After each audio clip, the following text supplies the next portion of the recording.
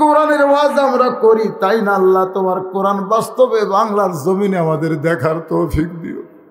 এই কোরআনের পাখিগুলো আজকে যারা মুসলিম হয়ে গেছে, চোর ডাকাতেরা বাইরে ঘুরতেছে, অথচ আলেমদের হাতে হাত করা পড়ায়া আল্লাহ আজকে যারা বন্দি অবস্থায় আছে, আমি দোয়া করি আল্লাহ গো আলেমদের তুমি হেফাজত করো। আল্লাহ ছোট্টবেলা থেকে যার ওয়াজ শুনে শুনে বড় হয়েছি, ওয়াজের আদর্শ হিসাবে যাকে গ্রহণ করেছি, ও গো মাবুদ এই কোরআনের পাখিগুলো আজকে যারা মুসলিম হয়ে গেছে, চোর ডাকাতেরা বাইরে ঘুরতেছে, অথচ আলেমদের হাতে হাত করা পড়ায়া আল্লাহ আজকে যারা বন্দি অবস্থায় আছে, আমি দোয়া করি আল্লাহ গো আলেমদের তুমি হেফাজত করো।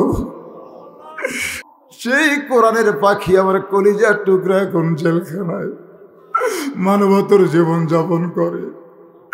অসুস্থ মানুষ, বাইপাস সার্জারির মানুষ, ডায়াবেটিস রোগ, 11 প্রকার রোগ নিয়ে হুজুর আমার জেলখানায়। যে বয়সে সন্তান সন্ততি একটু খেদমত করবে, যে বয়সে নাতি নুত করবে হুজুর একটু আনন্দ করবে, সেই বয়সে ও মাবুদ কি দোয়া করব, কলিজা ফেটে যায়। আল্লাহ চোখের পানির যদি এতটুকু দাম থাকে, আল্লাহ আমার হুজুরকে কোরআনের ময়দানে আমরা দেখতে চাই। আল্লাযী খালাকাল মাউতা ওয়াল হায়াতা লিয়াবলুয়াকুম আইয়ুকুম আহসানু আমালান ওয়া হুয়াল আজিজুল গফুর। মৃত্যু আর হায়াত এই দুইটাকে সৃষ্টি করেছেন কে? আরো জোরে। বাংলাদেশে 3টা রহমান ক্ষমতার চেয়ারে থাকা অবস্থায় মারা গেছে। কয়টা? 3টা রহমান প্রেসিডেন্ট থাকা অবস্থায় মারা গেছে। একটা হলো বঙ্গবন্ধু শেখ মুজিবুর, একটা হলো জিয়াউর, আর একটা হলো জিল্লুর। আপনারা মনে হয় নাম জানেন না। এই 3টা রহমান কিন্তু প্রেসিডেন্ট থাকা অবস্থায় মারা গেছে। আর কেউ প্রেসিডেন্ট থাকা অবস্থায় মরেনি। প্রেসিডেন্ট থেকে সাবেক হয়ে মারা গেছে এরশাদ সাহেব। আর একজন শাহাবুদ্দিন সাহেব প্রেসিডেন্ট যখন ছিলেন না তখন মারা গেছেন। কিন্তু এই 3টা রহমান ক্ষমতায় থাকা অবস্থায় মারা গেছে। এখন আপনাদের কাছে আমার প্রশ্ন, আমাদের কাহালুতে যখন বলা হয় বঙ্গবন্ধু শেখ মুজিবুর রহমান কয় মারছে, জিয়াউর রহমান কয় মারছে, জিল্লুর রহমান কয় মরছে। এখন আপনারা বলেন মারা আর মরা এই দুইটার মধ্যে তফাৎ কি? না, তফাৎ যদি না বুঝেন তাহলে তাফসির বুঝবেন কেমনে? যেরকম তফাৎ আছে আছে, তাহলে আল্লাহ ছাড়াও অন্য কারো উপর কি আল্লাহ মারার দায়িত্ব দিছে? দিছে? দেয়নি। এখানে আল্লাহ বললেন আল্লাযী খালাকাল মাউতা ওয়াল হায়াতা, মৃত্যু এবং হায়াতকে আমি আল্লাহ সৃষ্টি করেছি লিয়াবলুয়াকুম, তোমাদেরকে পরীক্ষা করার জন্যে। জোরে কোন কি করার জন্যে? এখন পরীক্ষা করবে আল্লাহ কোন বিষয়ে? আইয়ুকুম আহসানু আমালা। খুব খেয়াল করবেন, আইয়ুকুম আহসান। আহসান মানে কি? সুন্দর। জোরে কোন আহসান মানে কি? সুন্দর। আমল মানে কি? আমল মানে আপনারা জানেন, আমল মানে কাজ। জোরে কোন আমল মানে কি? কাজ। তাহলে সুন্দর আমলের পরীক্ষা করবেন কে? কিভাবে? আমাদের বাংলাদেশে আমরা সুন্দর আমল করতে চাই। জোরে কোন চাই কি চাই না? আরো জোরে বলেন, সুন্দর আমল করতে চাই। গতকাল বক্তা আপনাদের নামাজ পড়ার জন্য ওয়াজ করেছেন ভাই, জোরে কোন ঠিক কি না? ইনি যেটা বললেন তার মানে উনি গতকাল শেষ পর্যন্ত ছিলেন। হ্যাঁ, তো উনি আমাকে বলছে আমি কিছুক্ষণ পরে যাব, যাকে একটা থাকলেই হবে। আপনারা বলেন তো, আমার মতন 1 লক্ষ বক্তা যদি সারা জীবন নামাজের ওয়াজ করে, মানুষকে যদি নামাজ পড়তে বলে, মানুষ কি নামাজে হবে? হবে না। কারণ সিস্টেম নিয়মটা আমাদের জানা লাগবে। বক্তার ওয়াজ দে নামাজ হলে আল্লাহর নবীর চাইতে ভালো বক্তা পৃথিবীতে কেউ আছে? জোরে কোন কেউ আছে? তাহলে 13 বছরে কয়জন? 320। দেখেন, এটা আমার খেয়াল করা লাগবে। সূরা মুলকের 2টা আয়াত। আমার ভাইরা বললেন, কোরআন দিয়ে যদি চোরের হাত কাটে, একটা চোরের হাত কাটলে গোটা নওগাঁ জেলায় আর কোনো চোর খুঁজে পাওয়া যাবে? কথা কয় না যাবে? তাহলে আপনারা কি মনে করতেছেন চুরি করলে চোরের হাত কাটবে? বাংলাদেশে যত চোর, তাহলে কোনো মানুষের তো হাত থাকবে না, তাই নাকি? তাই নাকি? তাই না, একটার হাত কাটার সঙ্গে সঙ্গে বাদ বাকি যাদের মনের মধ্যে চোর চোর ভাব আছিল তারা সবাই গোপনে তওবা করবে। ধরে কোন কথা ঠিক কিনা? হ্যাঁ, আমাদের বাংলার মুসলমানেরা কোরআনের ওয়াজ শুনেছে, কিন্তু বাস্তবে আল্লাহর কোরআন দেখে নাই। আমি সূরা মুলকের 2টা আয়াত দিয়া এই পবিত্র কোরআন একটু আপনাদেরকে দেখাবার চাই। সারা জীবন তো শুনে গেলেন, দেখার দরকার আছে না নাই? আপনারা বলেন তো, বেশি না দেখার উপরে বিশ্বাস বেশি? শোনা কথা কম বেশি হয় না? হয় কি হয় না? বগুড়া একটা মানুষ মাইরা 6 টুকরা করছে। না না, একজন বলতেছে তুই কি শুনছিস না দেখছিস? আমি শুনছি ভাই। এই শোনা কথার কোনো দাম আছে? আর যদি বলে আমি দেখছি, তাহলে কি ঠিক আছে?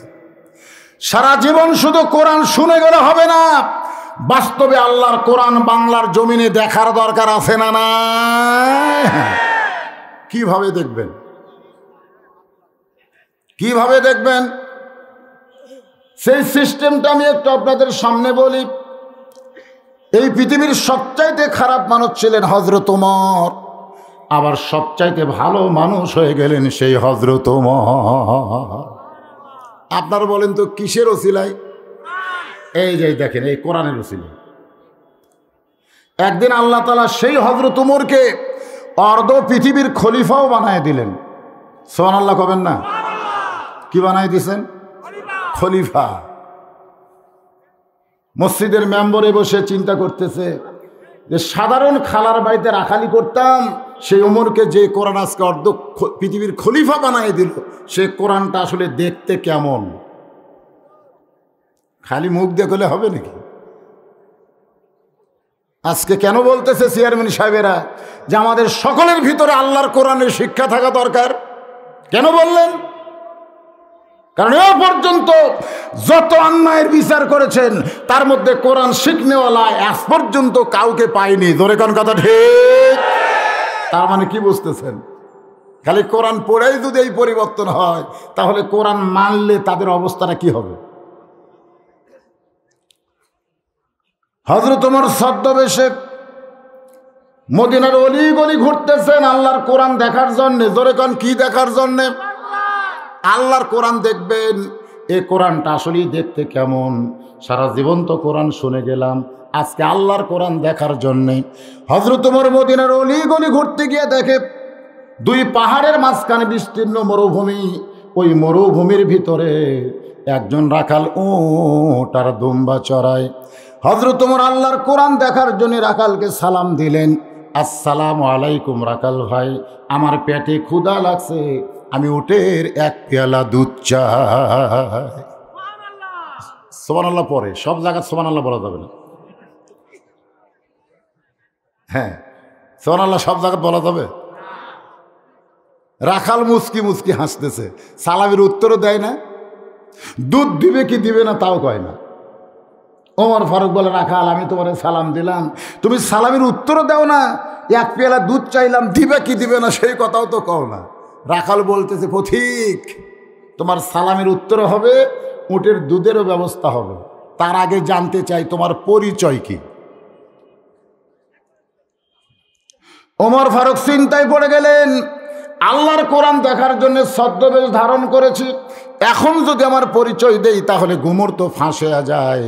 ওমর ফারুক যখন চিন্তায় পড়ে গেলেন, এমন সময় আল্লাহর কোরআন বলে, ওমর রাখাল যখন তোমার পরিচয় চাইছে তুমি আসল পরিচয় দাও। রাখাল যখন তোমার পরিচয় চাইছে তুমি আসল পরিচয় দাও। আসল পরিচয় হলো মিল্লাত আবিকুম ইব্রাহিম হুয়া সাম্মাকুমুল মুসলিমিন। আসল পরিচয় হলো তোমার জাতির পিতা।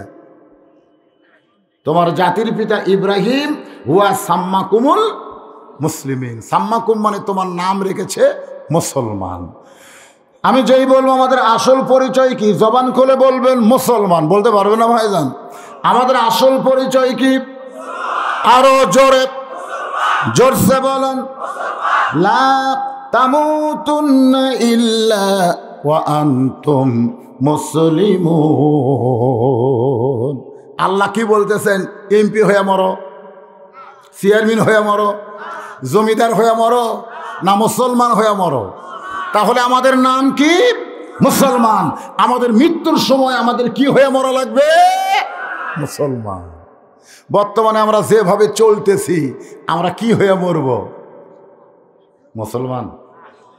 আল্লাহ কোরআনে বলেন ওয়ামিনান নাসি মাইয়াকুলু আমান্না বিল্লাহি ওয়া বিল ইয়াউমিল আখিরি ওয়া মা হুম বিমুমিনিন। আল্লাহু আকবার। আল্লাহ বলতেছেন আল্লাহকে বিশ্বাস করবে, আখিরাতকে বিশ্বাস করবে, এরপরও আমি বলতেছি তারা মুমিন না, মুমিন নয়। তাহলে তারা কি? ওমর ফারুক বললেন রাখাল আমার পরিচয় যখন জানতে চাও আমি একজন মুসলমান। রাখাল মুস্কি মুস্কি হাসে আর বলে আসল না নকল? আসল না নকল? ওমর ফারুক বলে রাখাল মুসলমান তো মুসলমানই, এর মধ্যে ওর আসল নকল কি? রাখাল বলতেছে আসল মুসলমান যারা হবে তারা চাওয়ার ব্যাপারে সতর্ক থাকবে। আসল মুসলমান কোনোদিন যাত্রার কাছে চাবে। শুধুমাত্র কি ব্যাপারে সতর্ক থাকবে? এ কথা কয় না, চাওয়া বোঝেন, চাওয়া বোঝেন। আমাদের বাংলাদেশের একজন বক্তা পর্যন্ত বলেছে আল্লাহরে ধন্য বীরে দিয়া আল্লাহ আছে গায়েব হইয়া, নবীর ধন খাজা নিয়া শুয়া আছে আজমিরে, কেউ ফেরে না খালি হাতে খাজারে তোর দরবারে। আমার দয়াল বাবার দরবারেতে কেউ ফিরে না। আপনারা বলেন এরকম ভণ্ড আছে না নাই? ওরা মুসলমান? রাখাল বলে পথিক তুমি যদি আসল মুসলমান হও তাহলে তুমি দুধ চাইলা কার কাছে? আসল মুসলমান যারা হবে দরকার হলে তারা ফাঁসির মঞ্চে যাবে, কিন্তু রাষ্ট্রপতির কাছে বাঁচার দরখাস্ত লিখবে না। এরকম আসল মুসলমান আছে না নাই? ভেজাল মুসলমান রাষ্ট্রপতির কাছে বাঁচার দরখাস্ত লিখছে, অথচ 3 জন রাষ্ট্রপতি ক্ষমতায় থাকা অবস্থায় মারা গেছে। জোরে কোন কথা ঠিক কিনা? যারা নিজেরাই মরে তাদের কাছে কোনো দরখাস্ত লেখা যাবে না। মনে করেন আমার ফাঁসি হবে, রাষ্ট্রপতির কাছে দরখাস্ত লিখলাম, রাষ্ট্রপতি আমার দিকে তাকায়া আমার ফাঁসি মওকুফ করে দিল। আমি মনের আনন্দে বলতে হুররে, আমার আর কোনো টেনশন নাই। উকিল বলতেছে তাহলে হুজুর আপনি বাড়ির যান। আমি এখন ফাঁসির দণ্ড মওকুফ পায়ে বাড়ির দিকে রওনা দিছি। রাস্তার মাঝখানে আজরাইল বলতেছে চ যাই। আমি কইলাম কে রে পাগলা, তুই কোত্থেকে আসলি? রাষ্ট্রপতি আমার দণ্ড মওকুফ করছে, তুই কোত্থেকে আসলি? বলে রাষ্ট্রপতি ফাঁসির দণ্ড মওকুফ করছে কিন্তু মৃত্যুর দণ্ড। তখন বলতেছে ভাই এতদিন খালি ফাঁসি নিয়ে চিন্তা করছি রে, মরার কথা আমার খেয়ালই নেই। আজকে আমাদের বাংলাদেশে অনেক লোক করোনা থেকে বাঁচার চেষ্টা করছে কিন্তু মরা থেকে বাঁচার চিন্তা করেনি। জোরে কোন কথা ঠিক কি না? হাই রে হাই, করোনা যেন না হয়। করোনা করোনা করোনা, এ করোনা করতে করতে মৃত্যু সামনে হাতে। মরবো না, এখন মরবি না।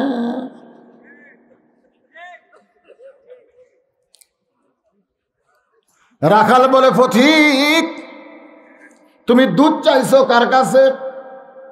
সঙ্গে সঙ্গে হযরত উমরের চোখ দিয়ে দর দর পানি পড়তেছে। আল্লাহ, তোমার কোরআন যখন সমাজে চালু থাকবে, উমর ফারুক ভুল করলে একটা রাখাল পর্যন্ত ভুল ধরার সাহস পাবে। সুবহানাল্লাহ কর না কেন? কোরআনের রাষ্ট্র যখন চালু থাকবে, ভুল করার সঙ্গে সঙ্গে লোকমা আছে না নাই? এখন লোকমা আছে? এখন আছে। লম্বা জুব্বা গায়ে দিয়ে হযরত ওমর অর্ধ পৃথিবীর খলিফা খুতবা শুরু করছে। খুতবা মানে ওয়াজ। মাঝখান থেকে একজন দাঁড়ায় বলে, ইয়া আমিরুল মুমিনিন, আপনার ওয়াজ আমরা শুনবো না, আপনার খুতবা শুনবো না। ওমর ফারুক চারিদিকে খেয়াল করতেছে, র্যাব পুলিশ আছে না নাই?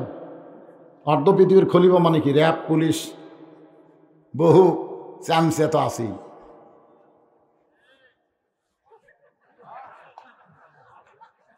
ধর এ কথা হযরত ওমর না বলে বরং লোকটার দিকে তাকায় বলে, আমি খুতবা কেন দিবার পারবো না? মুসল্লি বলতেছে আমারে খাটো পাঞ্জাবি দিয়া আপনি লম্বা জুব্বা পরে খুতবা দিবেন, আমারে বাইতুল মাল থেকে খাটো পাঞ্জাবি দিয়ে আপনি লম্বা জুব্বা পরে খুতবা দিবেন। যতক্ষণ লম্বা জুব্বার কাহিনী না বলবেন ততক্ষণ আপনার ওয়াজ আমরা শুনব না। হযরত ওমরের চোখ দিয়ে দর দর করে পানি পড়তেছে। এমন সময় ওমর ফারুকের ছেলে আব্দুল্লাহ ওই লোকটার কাছে গিয়ে বলতেছে, আমি তোমার দলে। সুবহানাল্লাহ কর না কেন? আমি তোমার দলে। বাইতুল মাল থেকে সবাই রে খাটো পাঞ্জাবি দিয়ে আর নিজে লম্বা জুব্বা পরে খুতবা দেবেন, সেই খুতবা আমরা শুনবো না। ওমর ফারুক তাকায় দেখে তার জন্ম দেওয়া সন্তান পর্যন্ত লোকমাদারির পক্ষে। চোখের পানি নিয়ে বলে, আব্দুল্লাহ, আমার পরনে লম্বা জুব্বা হওয়ার কারণ কেউ না জানলেও তুমি জানো। আব্দুল্লাহ বলতেছে, বাবা তাহলে আপনার আমার উকিল বানান। হযরত ওমর বলে, আব্দুল্লাহ তাহলে তোমাকে ওকালতির দায়িত্ব দিলাম। বলে, তাহলে আমার ফিস দেন, ফিস দেন। সমস্ত সাহাবীরা আব্দুল্লাহর দিকে তাকায় আছে। আব্দুল্লাহ চোখের পানি বের করে বলে, সাহাবীরা রে, তোমরা খাটো পাঞ্জাবি হলেও তো নতুন কাপড় পরে নামাজ পড়তে এসেছ, কিন্তু আমার পরনের দিকে তাকায় দেখো, আমার পরনে কোনো নতুন কাপড় নাই। সমস্ত সাহাবী বলে, আব্দুল্লাহ বাইতুল মাল থেকে সবাইকে নতুন পাঞ্জাবি দিল, তোমার পরনে এখন পর্যন্ত পুরাতন কেন দেখা যায়?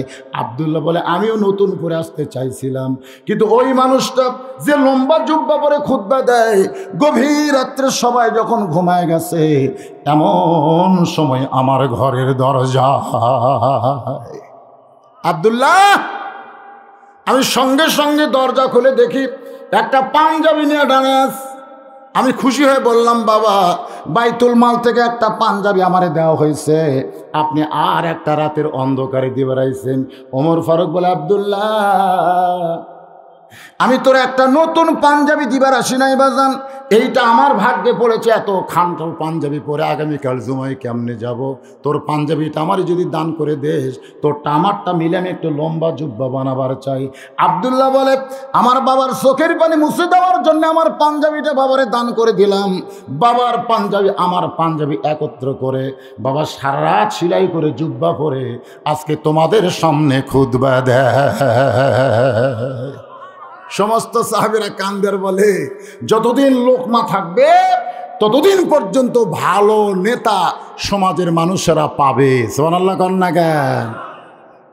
আজকে লোকমা আছে, ভিজিএফ কার্ডে লেখা আছে 10 কেজি, 10 কেজি, আর চাউল দিছে 8 সের। মানে ওই জায়গাত কোনো দাঁড়ি ফল্লা নাই, চকিদারক একটা বালতির দাগ দিয়ে দিছে, দাগ পর্যন্ত হলি ফেলে মাপে দেখে 8 সের। তো সবাই কয়, কে রে লেখা 10 কেজি 8 সের দিল, লোকমা দেই। কেউ সাহস পায় না, না বাবা লোকমা দিয়ে বিপদে পড়ব, দরকার নেই। তো একজন সাহস করে লোকমা দিছে। চেয়ারম্যানের কাছে এসে বলতে, চেয়ারম্যান সাহেব লেখা আছে 10 কেজি, মাপা হলো 8 সের। চেয়ারম্যান বলতে, স্যার নাম কাটা দে। হ্যাঁ নাম কাটা দে। তখন জোর হাত করে বলতে, চেয়ারম্যান সাহেব আর জীবনেও লোকমা দেব না, যা পাচ্ছি তাই তো ভালো, লোকমা দিয়ে যদি নাম কাটা যায় দরকার নাই। জোরে কোন কথা ঠিক কিনা? লোকটা বলে, চেয়ারম্যান সাহেব আমি কাউরে বলবো না আপনি 10 কেজির জায়গায় আমার 8 দেন, বাকি কোথায় গেল? বলে এত স্যামসাজার পিছনে ঘরে তাদের হোন্ডার তেল কেনার জন্য গরিবের অংশ মাইরা তাদের দেওয়া লাগে। মসজিদের মধ্যে ইমাম যদি 4 রাকাত নামাজ 3 রাকাত করে, আপনারা বলেন লোকমা আছে না নাই? তাহলে মসজিদের নেতাকে আপনার ভালো রাখার জন্যে লোকমা দেওয়া সাইজ করলেন, অথচ সমাজের নেতাদের ভালো রাখার জন্য লোকমা দেওয়ার দরকার আছে না নাই? ওমরের চোখ দিয়ে দর দর করে পানি পড়তেছে। আমি ওমর ভুল করেছি, রাখাল পর্যন্ত ভুলটা বুঝতে পেরে লোকমা দিয়েছে। ওমর ফারুক বলেন, রাখাল ভাই চাওয়ার ব্যাপারে আমার ভুল হয়ে গেছে। রাখাল বলতে ভুলটা যখন স্বীকার করেছে তাহলে তওবা করো। সুবহানাল্লাহ কম। কারণ ভুল স্বীকার করলে তওবা করার সুযোগ আছে না নাই? আদম আলাইহিস সালাম ভুল স্বীকার করেছে, ভুল গন্ধম ফল খাওয়া কি হয়েছে, সঙ্গে সঙ্গে আল্লাহ বলেছেন তওবার সুযোগ আছে। সুবহানাল্লাহ। কিন্তু ইবলিস শয়তান ভুল স্বীকার করেনি, যার কারণে ওর তওবা করারও সুযোগ। আজকে আমাদের বাংলাদেশে আমরা যদি পাপ করে ভুল স্বীকার করি, আল্লাহ মাফ করবে কি করবে না? আল্লাহ বলেছেন লা তাকনাতু মির রাহমাতিল্লাহ ইন্নাল্লাহা ইয়াগফিরুয যুনুবা জামিআ ইন্নাহু হুয়াল গাফুরুর রহিম। ওমর ফারুক বলে, রাখাল ভাই তাহলে আমি তওবা করতেছি। রাখাল বলে, তুমি মূর্খ মানুষ, তুমি মূর্খ মানুষ, তুমি তওবা কেমনে করবা? উমর ফারুক চমকে উঠছে, কারণ এই কোরআনের 23টা আয়াত আল্লাহ উমরের শানে নাজিল করেছে। রাসূল বলেছেন আমার পরে কেউ যদি নবী হতো লাকানা উমর। আর সে উমরকে রাখাল বলতেছে তুমি মূর্খ মানুষ, তুমি তওবা কেমনে করবা? উমর ফারুক বলে, রাখাল আমার মধ্যে মূর্খামির কি দেখলে? রাখাল বলতেছে যে চাওয়ার ব্যাপারে সতর্ক থাকে না, এ যত বড়ই ডক্টর কামাল হোক এই মূর্খ। জোরে কোন কথা ঠিক কি না? ডক্টর কামালের নাম শুনছেন? যিনি 72-এর সংবিধান লিখেছেন। এ টাকলা মুরাদ কি বলছিল? টাকলা মুরাদ বলেছিল 72-এর সংবিধানে ফেরত যেতে হবে। মুসলমানেরা 72-এর সংবিধানে চিন্তা করবে না, আল্লাহর কোরআনকে তাদের সংবিধান বানাতে চাবে। জোরে কোন কথা ঠিক কি না? আমাদের সংবিধানের নাম কি ভাইজান? প্রধানমন্ত্রী কিছু কয় না, তুই টাকলা হয়ে এত কথা বলিস কেন রে? জয় বাবাজি বলছে আপনি যা কিছু করতেছেন এগুলো কি? এগুলো কয় প্রধানমন্ত্রীর অনুমতি ছাড়া আমি করি না। প্রধানমন্ত্রী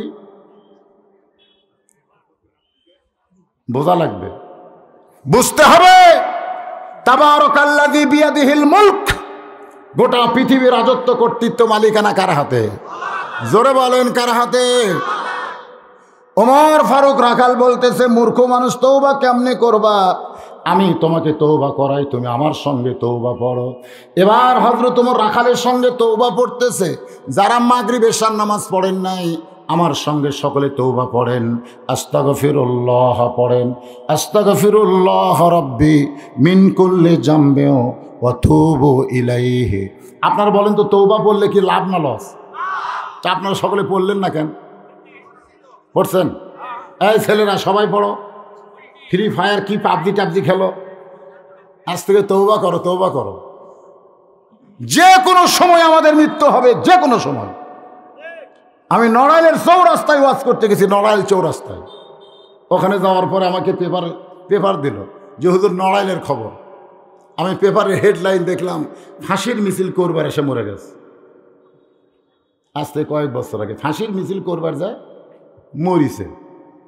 ওরা কি নিজের মরার চিন্তা করছে না ফাঁসির চিন্তা করছে? ফাঁসি। অমুকের ফাঁসি চাই, ফাঁসি চাই, ফাঁসি চাই। এই ফাঁসি চাই মিছিল করে ডিসকভার মোটর সাইকেলে যখন যাচ্ছে, এত ফোর্সে যাচ্ছে, একজন মুরব্বী অবশ্য বলেছে বাবা দেখে শোনা যাও। তখন বলে আপনার চোখ নাই, আপনি দেখে শোনা যান। নড়াইল চৌরাস্তায় এরা উত্তর দিক থেকে দক্ষিণ দিকে যাবে, আর পূর্ব দিক থেকে পশ্চিম দিকে একটা গাড়ি আসতেছে। গাড়ির নাম হলো হানিফ গাড়ি। জোরে কন কি গাড়ি? ওরা যেই মোটর সাইকেল নিয়ে কেবল মিডল পয়েন্টে গেছে, ইতিমধ্যে হানিফাও আমা আনা মিনাল মুশরিকিন। একে 2 জনই মরছে। পেপারের হেডলাইন হলো ফাঁসির মিছিল করবার এসে মরে গেল। যারা এখানে বসে আছেন, যে কোনো সময় আমাদের মৃত্যু আছে না নাই? জোরে কোন আছে না নাই? আল্লাযী খলাকাল মাউতা, তারপরে হায়াতা। আগে আল্লাহ মৃত্যুর কথা বলেছেন, তারপরে বাঁচার কথা বলেছেন। এই জন্য সকলে জবান খোলে আমার সঙ্গে তওবা পড়েন। আস্তাগফিরুল্লাহ রব্বি মিন কুল্লি যামবি ওয়া তুবু ইলাইহি লা হাওলা ওয়ালা কুওয়াতা ইল্লা বিল্লাহিল আলিয়্যিল আযীম। ওমর ফারুক তওবা করার পরে বলতেছে, রাকাল ভাই, আল্লাহর হস্তে উটের এক পেলা দুধ দাও, যেই দুধটা পান করে ক্ষুধা তৃষ্ণা নিবারণ করতে চাই। রাখাল মুস্কি মুস্কি হাসে। ওমর ফারুক বলে, রাখাল আবার কেন হাসতেছো? রাখাল বলে, পথিক, তওবা করার পরে তুমি আবার মুনাফিকি করলে। যেই বলছে তওবা করার পরে তুমি মুনাফিকি করলে, ওমর ফারুকের কপাল রক্তের মতো লাল হয়ে গেছে। আপনারা বলেন তো, কাফের ভালো না মুনাফিক ভালো? মানে দুটাই খারাপ, কিন্তু এই দুটার মধ্যে ভালো কোনটা? কারণ জাহান্নামের উপরে থাকবে কাফের আর নিচে থাকবে মুনাফিক। কাফের পেশাব পায়খানা করবে, মুনাফিক নিচে বসে থাকে খাবে। কাফের পেশাব পায়খানা কে খাবে? কে খাবে? ওমর ফারুককে রাখাল কাফের কছে না মুনাফিক কছে? যে তওবা করার পরে তুমি আবার মুনাফিকি করলে। ওমরের চেহারা রক্তের মতন লাল হয়ে বলে, রে রাখাল, মুখে যা আসো তাই বলতেছো কেন? রাখাল বলতেছে, লিমা তাকুলু মালা তাফআলু। এই দেখেন, এটার সাথে এটার কি নেই? এদিকে তাকান, কোন দিকে তাকাওয়া শুনতে চান? এইটার মিল নাই। রাখাল বলে, পথিক, তুমি যখন আমাকে রাখাল বলেছ, তাহলে তোমার মন কি বলতেছে? আমি উটের মালিক না? আর আমি যদি উটের মালিক হইতাম, তুমি আমাকে রাখাল বলতা না? আল্লাহর হস্তে রাখালের কাছে চাইলেও রাখাল দিবার পারবে, যার প্রমাণ আমি নিজে। এরকম ওয়াজ করে টেস্ট থেকে কেবল নামছি, ইতিমধ্যে এক লোক দৌড়ে এসে আমার হাতে 100টা কসকসা চকচকা 100 টাকার নোট দিয়ে বলতে, হুজুর দোয়া করেন। আমি বললাম, কিসের দোয়া বাবা? বলে, হুজুর, আমার বইয়ের পেটে বাচ্চা হয়েছে, আল্লাহ যেন একটা পুত্র দেয়। যেই কইছে আমার বইয়ের পেটে একটা বাচ্চা হয়েছে, আল্লাহ যেন পুত্র দেয়। তখন আমি চোখ বন্ধ করে চিন্তা করলাম যে আমি 3 মেয়ের বাপ, এখন পর্যন্ত আল্লাহ আমাকে পুত্র দেয়নি। হ্যাঁ, চিন্তা করা লাগবে তো, একটা দোয়া কেউ চাইলে চিন্তা করার দরকার আছে না? তাই আমি পকেট থেকে 200 টাকা বের করে দিলাম। ও কয়, হুজুর, আমি তো টাকা চাইনি, দোয়া চাইছি। আমি বললাম, তুই তো জানিস না, তুইও জাহামতে। বলে, হুজুর কেমনে? আপনি চেয়ারের মানুষ, আমি মাটির মানুষ। আমি বললাম, পাগল, আমি 3টা মেয়ের বাপ। প্রথম যখন মেয়ে হয়েছে, পরের বার আমার বইয়ের পেটে বাচ্চা আসলে আমি দোয়া করছি, আল্লাহ একটা মেয়ে দিয়েছে, এবার একটা ছেলে দেয়। এত দোয়া করছি, তারপর আবার মেয়ে হয়েছে। আমার বড় মেয়ের বয়স যখন 18, মেজো মেয়ের বয়স যখন 15, ওই সময় আমি আবার একটা চান্স নিলাম। কতদিন পর বইয়ের পেটে বাচ্চা আসার পর আমি হজ করলাম, মক্কা মদিনায় গিয়ে ছাপা মারায় দোয়া করলাম, আল্লাহ এবার একটা পুত্র দাও। এরপরও আল্লাহ একটা কন্যা দিছে। তা আমার দোয়া দিয়ে যদি আমার বইয়ের পেটের বাচ্চাই পুত্র না হয়, তোর বইয়েরটা হবে? তখন বলে, হুজুর, আপনার টাকা আপনি নেন, আমারটা আমার দেন। যেই মাত্র 100 টাকা দিছি, ও মারতেছে দৌড়েন। খপ করে হাত ধরে বললাম, কোথায় যাবি? বলে, যেই হুজুরের বেটা চাওয়াল আছে, আমি সেই হুজুরের কাছে যাবো। আমি বললাম, হুজুরের কাছে না, পীরের কাছে না, কোনো মাজারে না, কোনো বাবার দরবারে না। মুসলমান যদি পাইতে চাও, একমাত্র আল্লাহর কাছে চাইতে হবে। জোরে কোন কথা ঠিক কি না? রাখাল বলে, পথিক, সত্যিই যদি আল্লাহর রাস্তে উঠে 1 পেয়ালা দুধ চাও, তাহলে এখান থেকে মালিকের বাড়ি হলো 10 মাইল দূরে।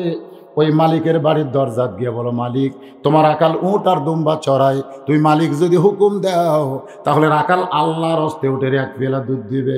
ওমর ফারুক বলে, রাখাল ভাই, অতদূর মালিকের বাড়ি যাওয়ার দরকার আমার নাই, বরং তোমাকে 2টা টাকা দিলাম, এই 2টা টাকার বিনিময়ে তুমি উটের 1 পেয়ালা দুধ দাও। মুসকে হাসে।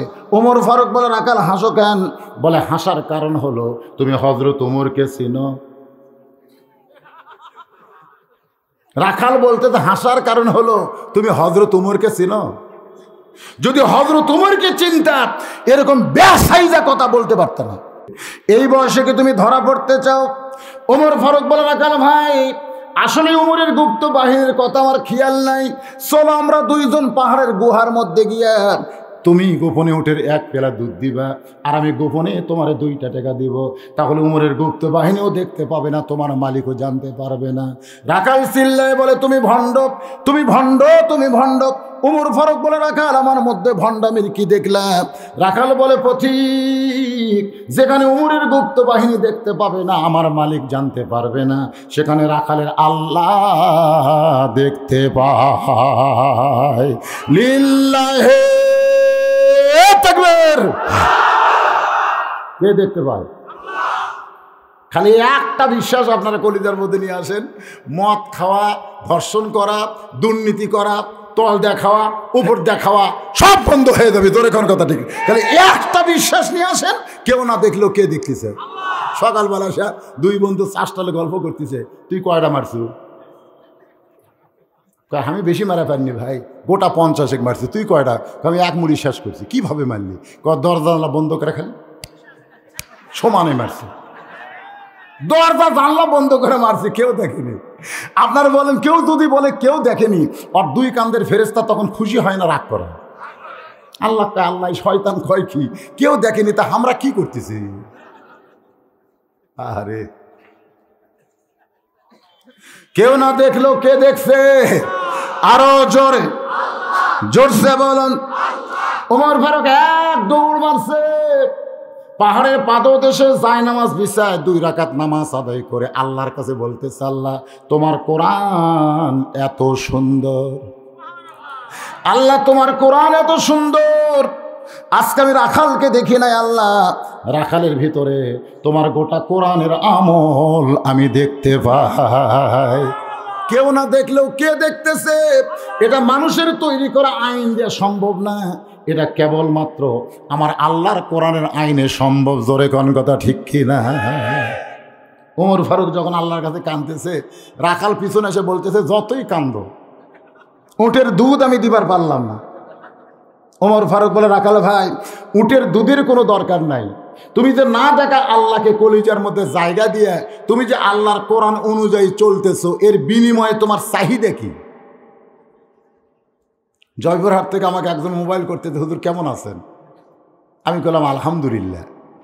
তুমি কেমন আছো? কয় নাউজুবিল্লাহ। আমি চমকে গিয়ে বললাম, কে ভাই নাউজুবিল্লাহ কেন? বলে, হুজুর আমি মসজিদের মুয়াজ্জিন আজান দিচ্ছে, আকামত দিচ্ছি, কিন্তু ইমাম নাই। আমি বলে, আজান দাও আকামত দাও, ইমাম নাই কেন? বলে, কয়েকদিন হলে পুলিশ ইমামকে খুঁজতেছে, ইমাম যে কোন জায়গায় লুকে আছে। আমি বললাম, মুয়াজ্জিন তোমাদের গ্রামে কি সবচাইতে খারাপ মানুষ ইমাম?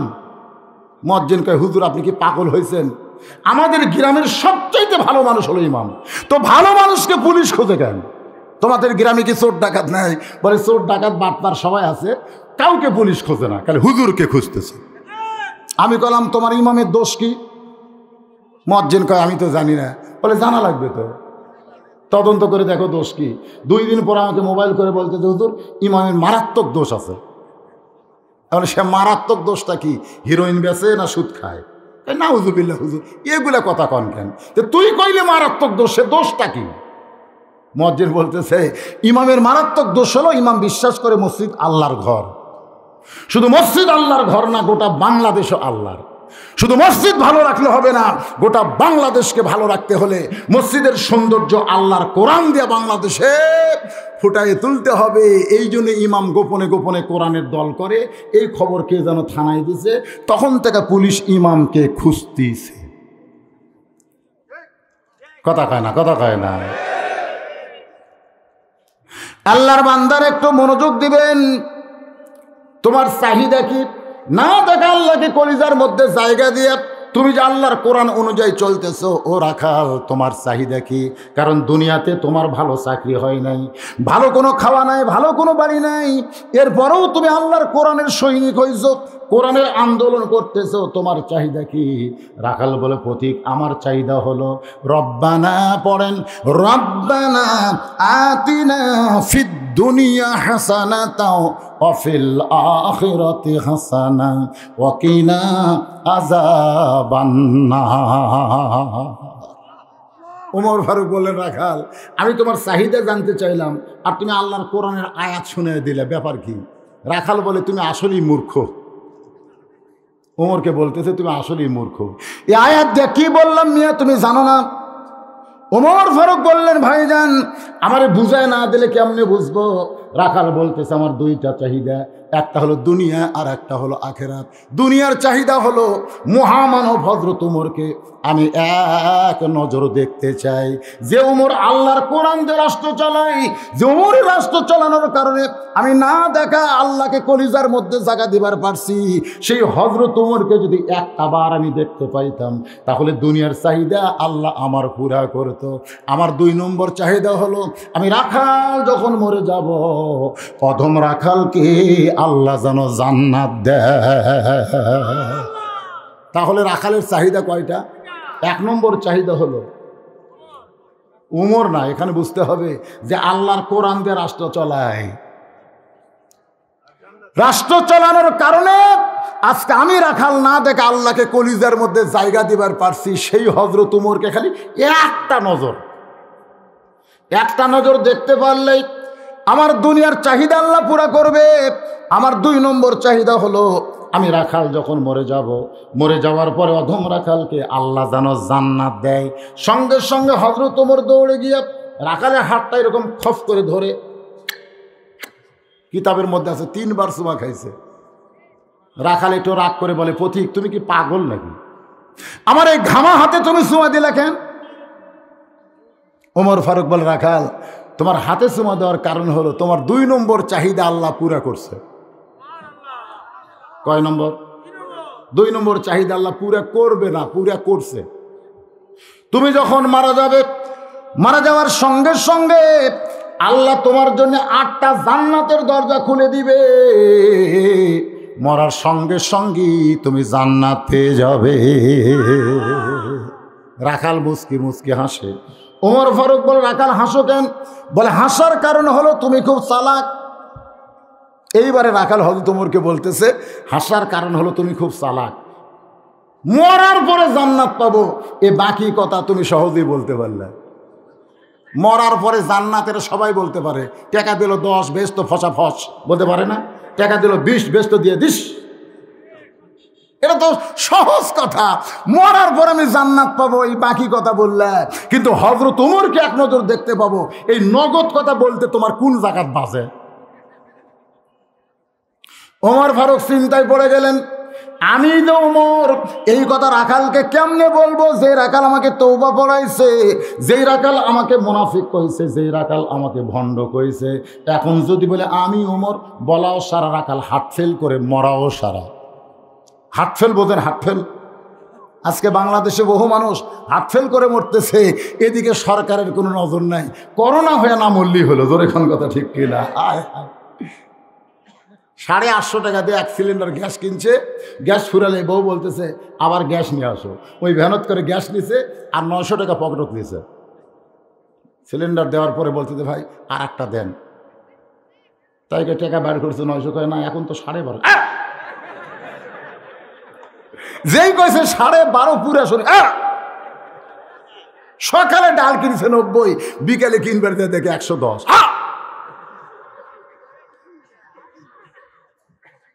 আলু 600 টাকা মন কিনে কোল্ড স্টোরে রাখছে, দিন দিন বস্তার দাম খালি কমতেছে। অধিকাংশ আলুওয়ালা হাত ফেল করে মরতেছে, ধরে কোন কথা ঠিক কিনা? আমি সরকারকে বলবো খালি করোনা থেকে বাঁচার জন্য চিন্তা করার দরকার নাই, জনগণ যেন দ্রব্যমূল্য কম দামে কিনতে পারে, জোরে কোন ঠিক কিনা ভাই? তাছাড়া অনেক মানুষ হার্ট ফেল করে মরবে। হার্ট ফেল এই রোগের কিন্তু ওষুধ নাই। সবাই বলে গতকাল দেখলাম একসঙ্গে চা খেলাম, আজকে কিভাবে মরল রে? কয়ে যে বিকেলবেলা রাস্তা চলতে এ করতি কাঠে পড়ছে, মরিছে, বারে পড়াও সারা মরাও সারা। ওমর ফারুক চিন্তায় পড়ে গেলেন, আমি যে ওমর এই কথা রাখালকে বলার সঙ্গে সঙ্গে রাখাল কি হয়ে মরবে? ওমর ফারুক চিন্তা করলেন এখন কি করব? আমি যে ওমর এইটা রাখালকে কেমনে বলবো? আল্লাহ বলতেছে উদউ ইলা সাবিলি রাব্বিকা বিল হিকমা। ওমর তুমি যে ওমর এইটা ডাইরেক্ট না বলে ইনডাইরেক্ট বলো, ইনডাইরেক্ট। আজকে বর্তমান যে অবস্থা চলতেছে এই মুহূর্তে ডাইরেক্ট বলার কোনো সুযোগ, বলা যাবে? আমার বউ তো কইছে আজ কোথায় যাবেন, তা আমি তো কইলাম আজকে যাব জয়পুরহাট, পরে শুনলাম এটা নওগাঁ। আমার বউ বলতেছে দেখে শোনা ওয়াজ করবেন, দেখবেন আগে আগে দেখবেন, ওয়াজ করার আগে আগে চারিদিকে দেখবেন। আমার বউ কিন্তু কোনোদিন কয়নি যে উপর দিকে দেখবেন, এ কথা আমার বউ একদিনও কয়নি। আমার বউ খালি কয় চারিদিকে দেখবেন। বললাম কি দেখবো? বলে পুলিশ আছে কিনা দেখবেন, র্যাব আছে কিনা দেখবেন, বর্তমান সরকারের কোনো ক্যাডার মঞ্চে আছে কিনা দেখবেন। আমি বললাম এগুলো যদি থাকে, বউ কয় এমন ওয়াজ করবেন ধরবার যেন না পারে, মানে ডাইরেক্ট কোনো কথা বলবেন না, তেল তেলে মেরে চলে আসবেন। আমি আমার বইয়ের কপালে চুমা দিলাম। বউ বলতে চুমা দিলেন কেন? আমি বললাম চুমা দেওয়ার কারণ হলো তুমি আমাকে শেষ দেখা দেখো, শেষবারের মতন দেখো। বউ বলতে যে পুলিশ তো এর আগেও ধরছে আপনাকে, আবার ছাড়া দিতে, শেষবারের মতন কেন দেখতে হবে? আমি বউরে কইলাম তুমি পুলিশ ধরার চিন্তা করো, আর একজন মুসলমান পুলিশ ধরার চিন্তা করে না, তারা আজরাইল ধরার চিন্তাই থাকে। জোরে কোন কথা ঠিক কি না? আপনারা বলেন তো, আজিজুল হক জেহাদি সাহেব ওয়াজের পরে বাতি লিবে চলে যায়, পুলিশ ধরবার আসে তাকে খুঁজে পায় না, কিন্তু যেই দিন আজরাইল ধরবার আসবে আপনি বলেন তো কোন বাতি লিবাইলে পালাবার পারবে? পারবে? তার মানে কি বোঝা গেল? পুলিশ এই দিক থেকে ধরবার আসলে আমি এইদিকে দৌড় দিব, অন্ধকারে গিয়ে পুলিশ আর আমার খুঁজে পাবি না। ধরে কোন কথা ঠিক কি না? কিন্তু আজরাইল যদি ধরবার আসে, কথা বল না কেন? তাহলে যারা প্রকৃত মুসলমান হবে তারা কোন ধরার চিন্তা করবে? আরো জোরে, আজরাইল ধরার আগে আমাদেরকে সাইজ হওয়ার দরকার আছে না নাই? ওমর ফারুক বললেন রাখাল তুমি কি সত্যি হযরত ওমরকে দেখতে চাও? রাখাল চিল্লায় বলতেছে কোথায় হযরত ওমর, কোথায় হযরত ওমর? ওমর ফারুক বললেন ইন্নাল্লাহা মা'আস সাবিরিন। আপনার যদি বলেন কোথায় ইসলামের পতাকা, কোথায় কোরআনের শাসন, এ কথা যদি বলেন, আল্লাহ বলতেছে ইন্নাল্লাহা মা'আস সাবিরিন। জীবনে কোনোদিন বাচ্চা হয় নাই, মেয়ের প্রথম বাচ্চা হবে। ওই কি প্রসব বেদনা জানে? যেরকম জানে যে প্রসব বেদনা উঠছে চিল্লায় বলতেছে বিষ খাবো, মরে যাবো, গলা দড়ি দিব। দাদি নানি দৌড়ে এসে বলতেছে ধৈর্য ধর, ইন্নাল্লাহা মা'আস সাবিরিন, ধৈর্য ধর। যে প্রসব বেদনা উঠছে দাদি ধৈর্য ধর, দাঁতের উপর দাঁত দে। এখন দাদি নানির কথাই দাঁতের উপর দাঁত দিয়ে চোখ দিয়ে পানি পড়তেছে। প্রসব বেদনা এক সময় আল্লাহকে সব সময় রাখবে নাকি? সন্তান কান্না দিয়ে উঠছে, মা বেহুশ হয়ে গেছে, শুধু সন্তান বের হয় নাই, অনেক রক্ত কিন্তু বের হয়ে গেছে। কিছুক্ষণ পরে সন্তানকে গোসল করে মার সামনে যখন দেয়, মা ওই অবস্থায় সন্তানকে বুকে নিয়ে চুমা খায়। দাদি নানি বলতেছে তিরস্কার করে লাথি দিয়ে ফেলা দে, এরই জন্যই তুই গলার দড়ি দেবার চাইছিস, এরই জন্যই বিষ খাবার চাইছিস, তার এবার চুমা দেশ কেন? মা বলতেছে দাদি, ও দাদি, আগে যদি জানতাম কষ্টের পরে এত বড় পুরস্কার, তাহলে আমি অধৈর্য কোনো সময় হইতাম না। আজকে বাংলার জমিনে যারা কোরআনের শাসন চান, কলেমার পতাকা যারা আসমানে দেখতে চান, তাদেরকে ধৈর্য ধারণ করার দরকার আছে না নাই? প্রসব বেদনার মতন কষ্ট হবে, এই কষ্ট সহ্য করার পরে আল্লাহ তাআলা যেমন মায়ের কোলে সন্তান দিয়েছে, আমাদেরকেও তেমন কোরআনের শাসন দিয়া দিবে। ওমর ফারুক বলতেছে রাখাল যদি উমরকে দেখতে চাও অধৈর্য হলে হবে না, বরং এই দেখেন এটা কি, এটাই তো উমর। কিন্তু রাখালকে বলতেছে, এর মানে হলো অ্যাঙ্গেল করা। যেরকম কি করা, ডাইরেক্ট না বলে হযরত উমর বলতেছে উমরকে যদি দেখবার চাও তাহলে ফজরের নামাজ সামনে কাতারে আদায় করা লাগবে। সামনে কাতারে যদি ফজরের নামাজ আদায় করতে পারো তাহলে মেহরাবের দিকে তাকায় দেখবা যে মানুষটা ইমামতি করতেছে ওই মানুষটি হলেন হযরত ওমর। যখন কোরআনের রাষ্ট্র চলবে, ভাই তো কোরআনের শাসন চাইলো না, কোরআনের আইন চাইছে, কিন্তু যখন কোরআনের আইন চালু হবে তখন আমার ভাইকে শুধু ইউনিয়নের চেয়ারম্যান হলে হবে না, এই ইউনিয়নের বড় মসজিদের ইমাম হওয়া লাগবে। যেরকম কি হওয়া লাগবে? কারণ ইমামতির ভিতর দিয়েই তো নেতৃত্ব শিক্ষা হয়। ইমামতির মধ্যে দিয়েই নেতাগিরি শেখা যায়, কথাটা বুঝতেছেন না? রাখাল বলতেছে সামনে কাতারে যদি দাঁড়াবার পারি তাহলে হযরত ওমরকে দেখতে পাবো, তোমার এই কথা আমি কেমনে আমল করব? ওমর ফারুক বলতেছে রাখাল ভাই তুমি সামনে কাতারে নামাজ পড়বে, তাহলেই দেখতে পাবে মেহরাবের মধ্যে যেই মানুষটা ইমামতি করতেছে তিনিই হযরত ওমর। রাখাল বলতেছে তুমি আমারে চিনো? আমি হইলাম সাধারণ একজন রাখাল, বারান্দায় নামাজ পড়ি, মসজিদের ভিতরে ঢোকার সাহস আমি কোনোদিন পাই না। মসজিদের মধ্যে দামি দামি সাহাবী, ওই দামি দামির মধ্যে আমি রাখাল কেমনে যাই? ওমর ফারুক বলে রাখাল তুমি কম দামি আর ভিতরে দামি দামি, এ কথা তোমারে কে বুঝাইছে? বরং আল্লাহর আইন হলো ইন্না আকরামাকুম ইনদাল্লাহি আতকাকুম, ওই ব্যক্তি সবচাইতে দামি হয় যার কলিজার ভিতরে আল্লাহর বেশি ভয়। বরং তুমি সামনে কাতারে গিয়ে নামাজ পড়বা। রাখাল বলতেছে তাহলে আজকে এশার নামাজের পরে আমি আর বাড়ি যাচ্ছি না। ওমর ফারুক চমকে বলে এশার নামাজের পরে বাড়িতে কেন যাবা না? রাখাল বলে এশা পড়ে যদি বাড়িতে যাই তাহলে ফজরের নামাজ সামনে কাতারে কেমনে ধরবো? এজন্য এশা থেকেই ফজর আমাকে সামনে ধরার চেষ্টা করা লাগবে। ওমর ফারুক বলে রাখাল ভাই 5 ওয়াক্ত নামাজের মধ্যে 3 ওয়াক্ত তাড়াতাড়ি আর 2 ওয়াক্ত লম্বা কেন? এ রাখাল তুমি সত্যি করে বলো, 5 ওয়াক্ত নামাজের মধ্যে 3 ওয়াক্ত তাড়াতাড়ি, আসর মাগরিব এশা তাড়াতাড়ি, জোরে কোন কথা ঠিক কিনা? আসর হতি মাগরিব, মাগরিব হতি এশা, কিন্তু এশা থেকে ফজর আর ফজর থেকে জোহর এই 2 ওয়াক্ত লম্বা কেন? রাখাল বলতেছে আমি তো জানি না। ওমর ফারুক বলে মিয়া নামাজ পড়ো, কেন 2 ওয়াক্ত লম্বা তা জানো না কেন?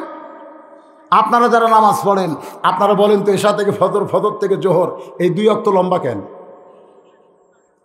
লম্বা হওয়ার কারণ হলো ফজর থেকে জোহর পর্যন্ত মাঝখানে যে আপনি সময় পাবেন, এই সময় দুনিয়ার কাজ কাম করবেন, অফিস আদালত করবেন, চাকরি বাকরি করবেন, ব্যবসা বাণিজ্য করবেন, এগুলা করতে গিয়ে শরীরের যে ক্ষয় হবে, এশা থেকে ফজর লম্বা সময় দেওয়ার কারণ হলো ওই লম্বা সময়ের মধ্যে ঘুম পাইরা এই কাজ কামের সমস্ত ক্ষয় আল্লাহ ঘুমের মধ্যে পূরণ করে দেয়।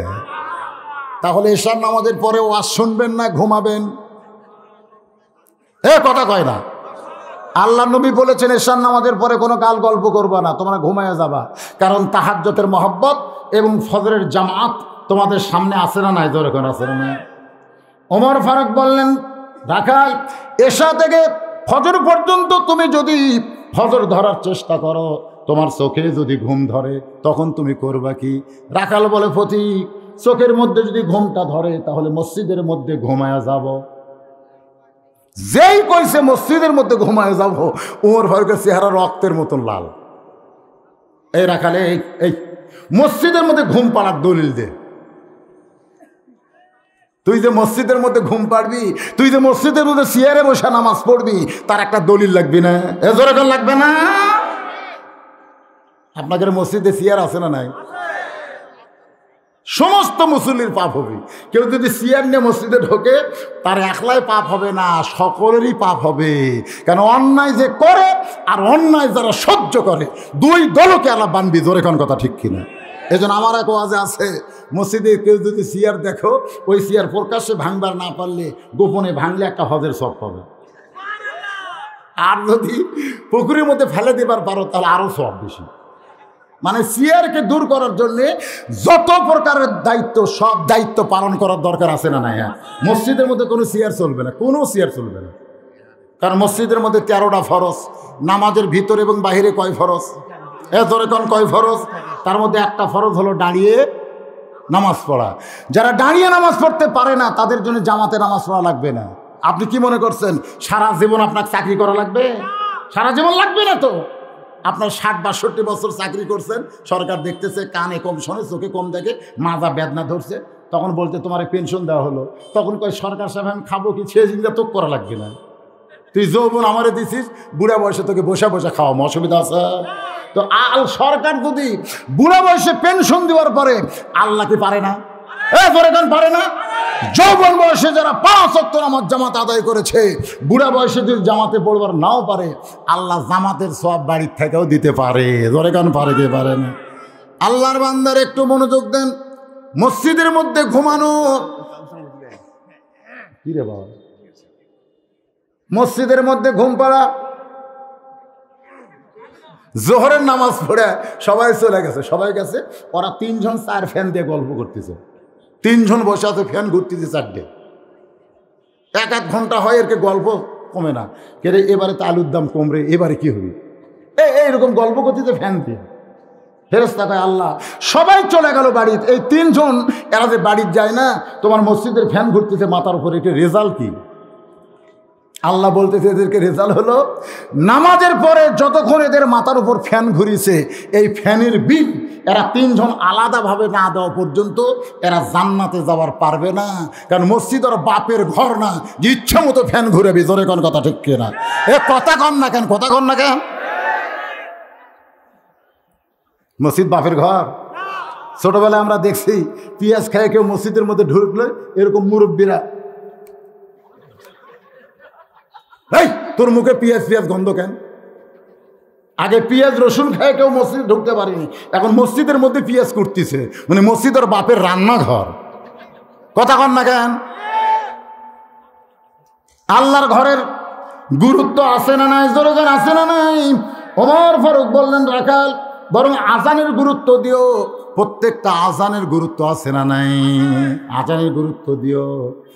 আজান দেওয়ার প্রথম 3 মিনিটের মধ্যে যারা মসজিদে ঢুকবে, আল্লাহ রাসূল বলেছেন একটা উট কুরবানির সওয়াব পাবে।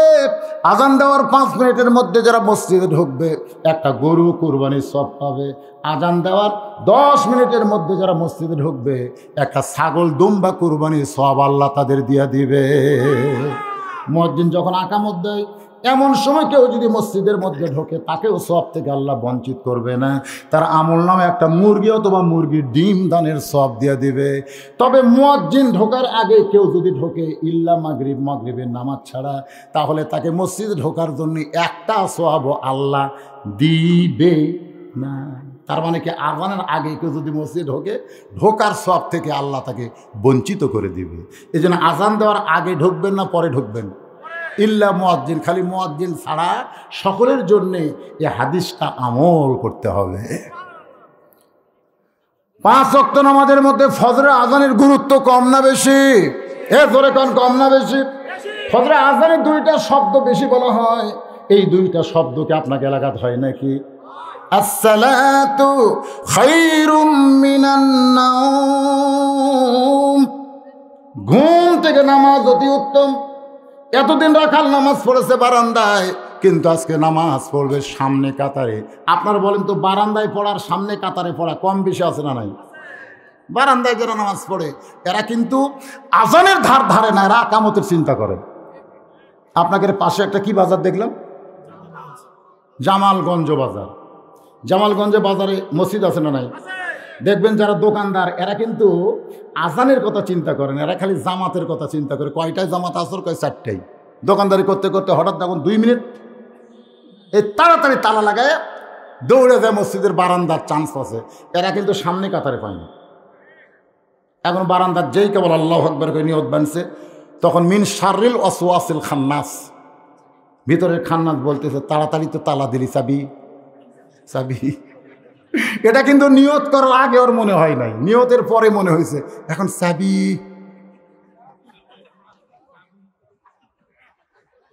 আচ্ছা আচ্ছা আচ্ছা আচ্ছা, নিয়ত করার পরে কেউ যদি চাবি খোঁজে ওর নামাজ আছে না গেছে?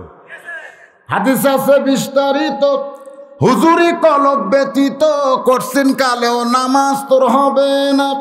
তবে কেন গাও জুয়ারি, মানুষকে দেখাও নামাজ পড়ি, ও তোমার সিদ্ধ বীজে সুফসল ফলবে না। একটু মনোযোগ দেন।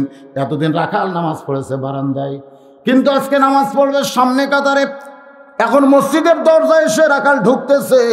আপনারা বলেন তো মসজিদের দরজায় যখন ঢুকবেন তখন যে একটা দোয়া আছে, সেই দোয়াটাকে আপনারা জানেন? এই দোয়াটা মুখে মাস্ক পরে কেউ যদি পড়ে, এই দোয়াটা আল্লাহুম্মা আফতাহলি আবওয়াবা রহমাতিক, এই দোয়াটা পড়ার সময় যদি কোনো মুসল্লির মুখত মাস্ক থাকে, মাস্ক বোঝেন না? তাহলে তার খবর কি কন্ত?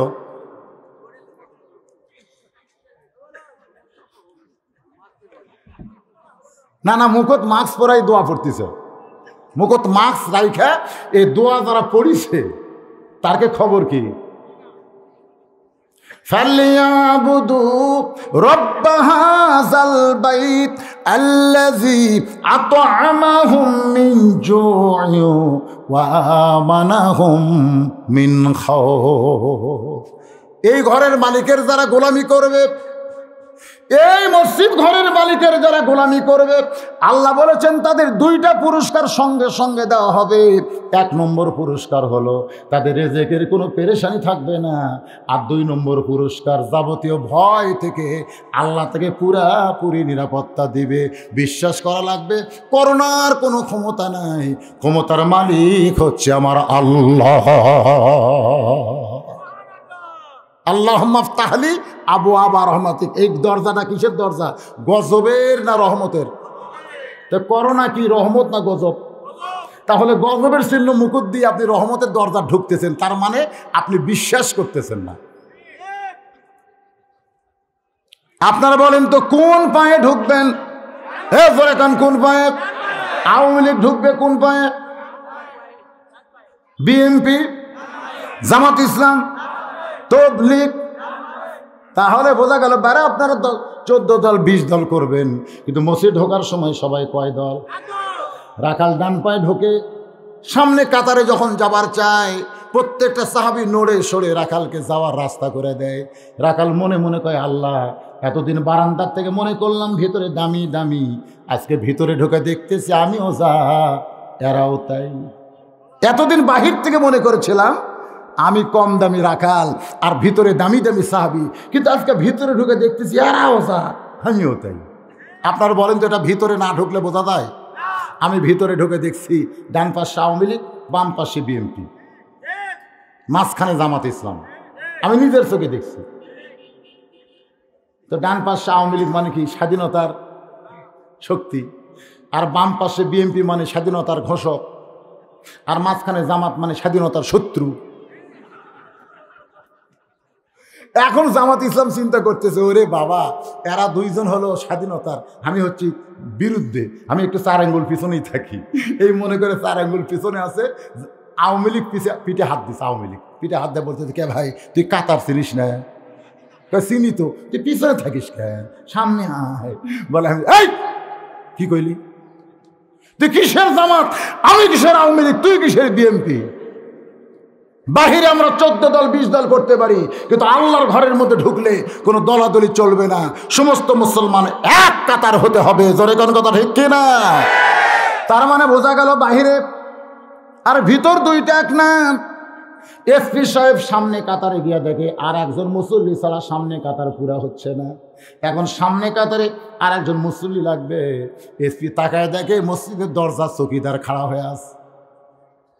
এসপি ডাকতে চায়, চৌকিদার বলে, না স্যার, না স্যার, আপনি এসপি, আমি চৌকিদার।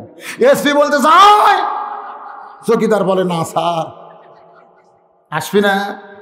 আমার সাহস হয় না। এসপি নিজে কাতার ছাড়েছে, চৌকিদার হাত ধরে নিয়ে আসতেছে। রিয়াসা বলতেছে, আমার পায়ের গোড়ালির সাথে গোড়ালি মিল করে দাঁড়া। চৌকিদার বলতেছে, স্যার আমি ঘোষণা করছি করোনার কারণে 1.5 ফুট পর পর। করোনা বেড়ে থাকবি, ভিতরে কোনো করোনা নাই। আল্লাহ রাসূল বলছে কাতারে কোনো ফাঁকটা চলবি না, আমার পায়ের গোড়ালির সঙ্গে গোড়ালি লাগা। চৌকিদার বলে, স্যার আমি গোটা এলাকায় ঘুরতে ঘুরতে খালি পায়ে আমার পায়ের গোড়া কিন্তু ফাটছে, আপনার কিন্তু তেল তেলা। এসপি কয়, তুই এইগুলো কথা এখানে বলিস কেন রে? তেল তেলার ফাটা এক হবি রে। আপনারা বলেন তো, চৌকিদারের ফাটা পা মানে বিলেটের মতন ধারান, সেই পাও যদি তেল তেলার সাথে লাগে ভাই।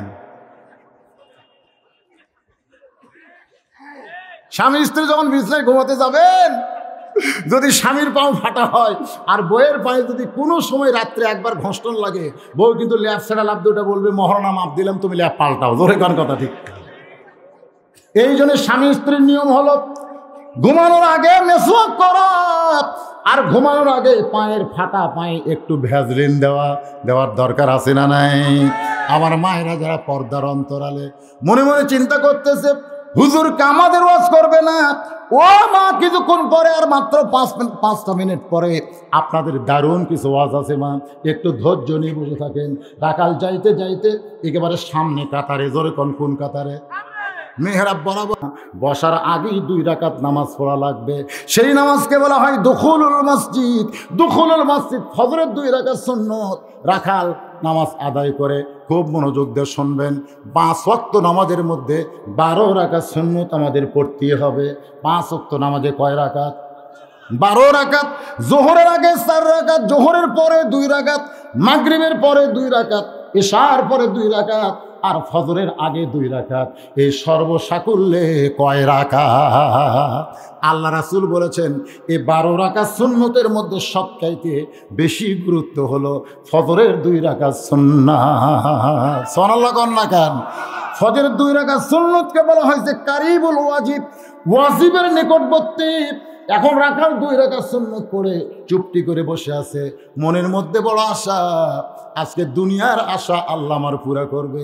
দুনিয়ার চাহিদা হলো হযরত ওমরকে এক নজর দেখা, শুধুমাত্র হযরত ওমরকে আমার দেখা হলে আমার দুনিয়ার চাহিদা আল্লাহ পুরা করবে। এই নিয়তে রাখাল বসে আছে চুপটি করে।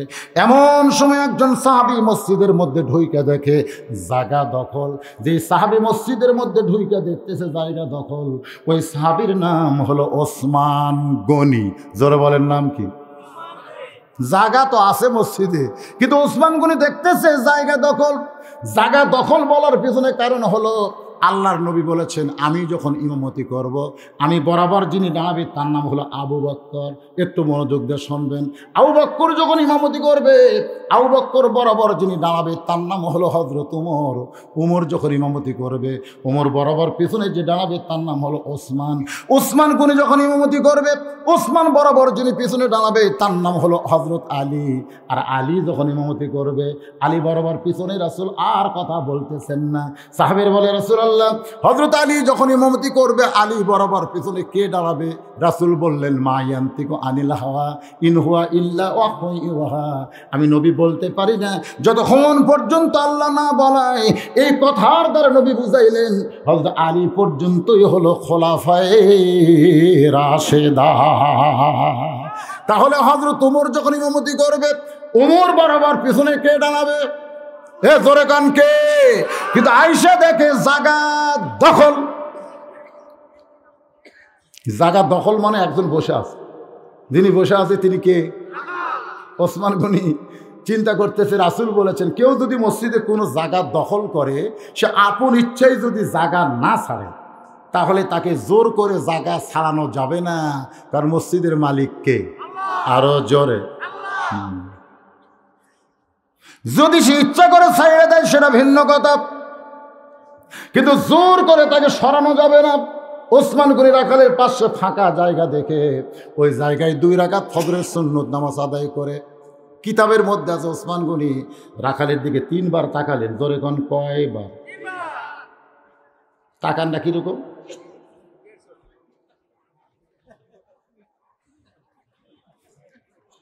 একটা শিক্ষিত মানুষের দিকে আপনি সারা রাত তাকা থাকেন, চেয়ারম্যানের দিকে সারা রাত তাকা থাকেন, আমার দিকে সারা রাত তাকা থাকেন, আমরা কিন্তু রাগ করবো না। কিন্তু একটা মূর্খ মানুষের দিকে খালি 2 বার তাকান, তাকিয়ে দেখেন ওর কি রাগ হয়।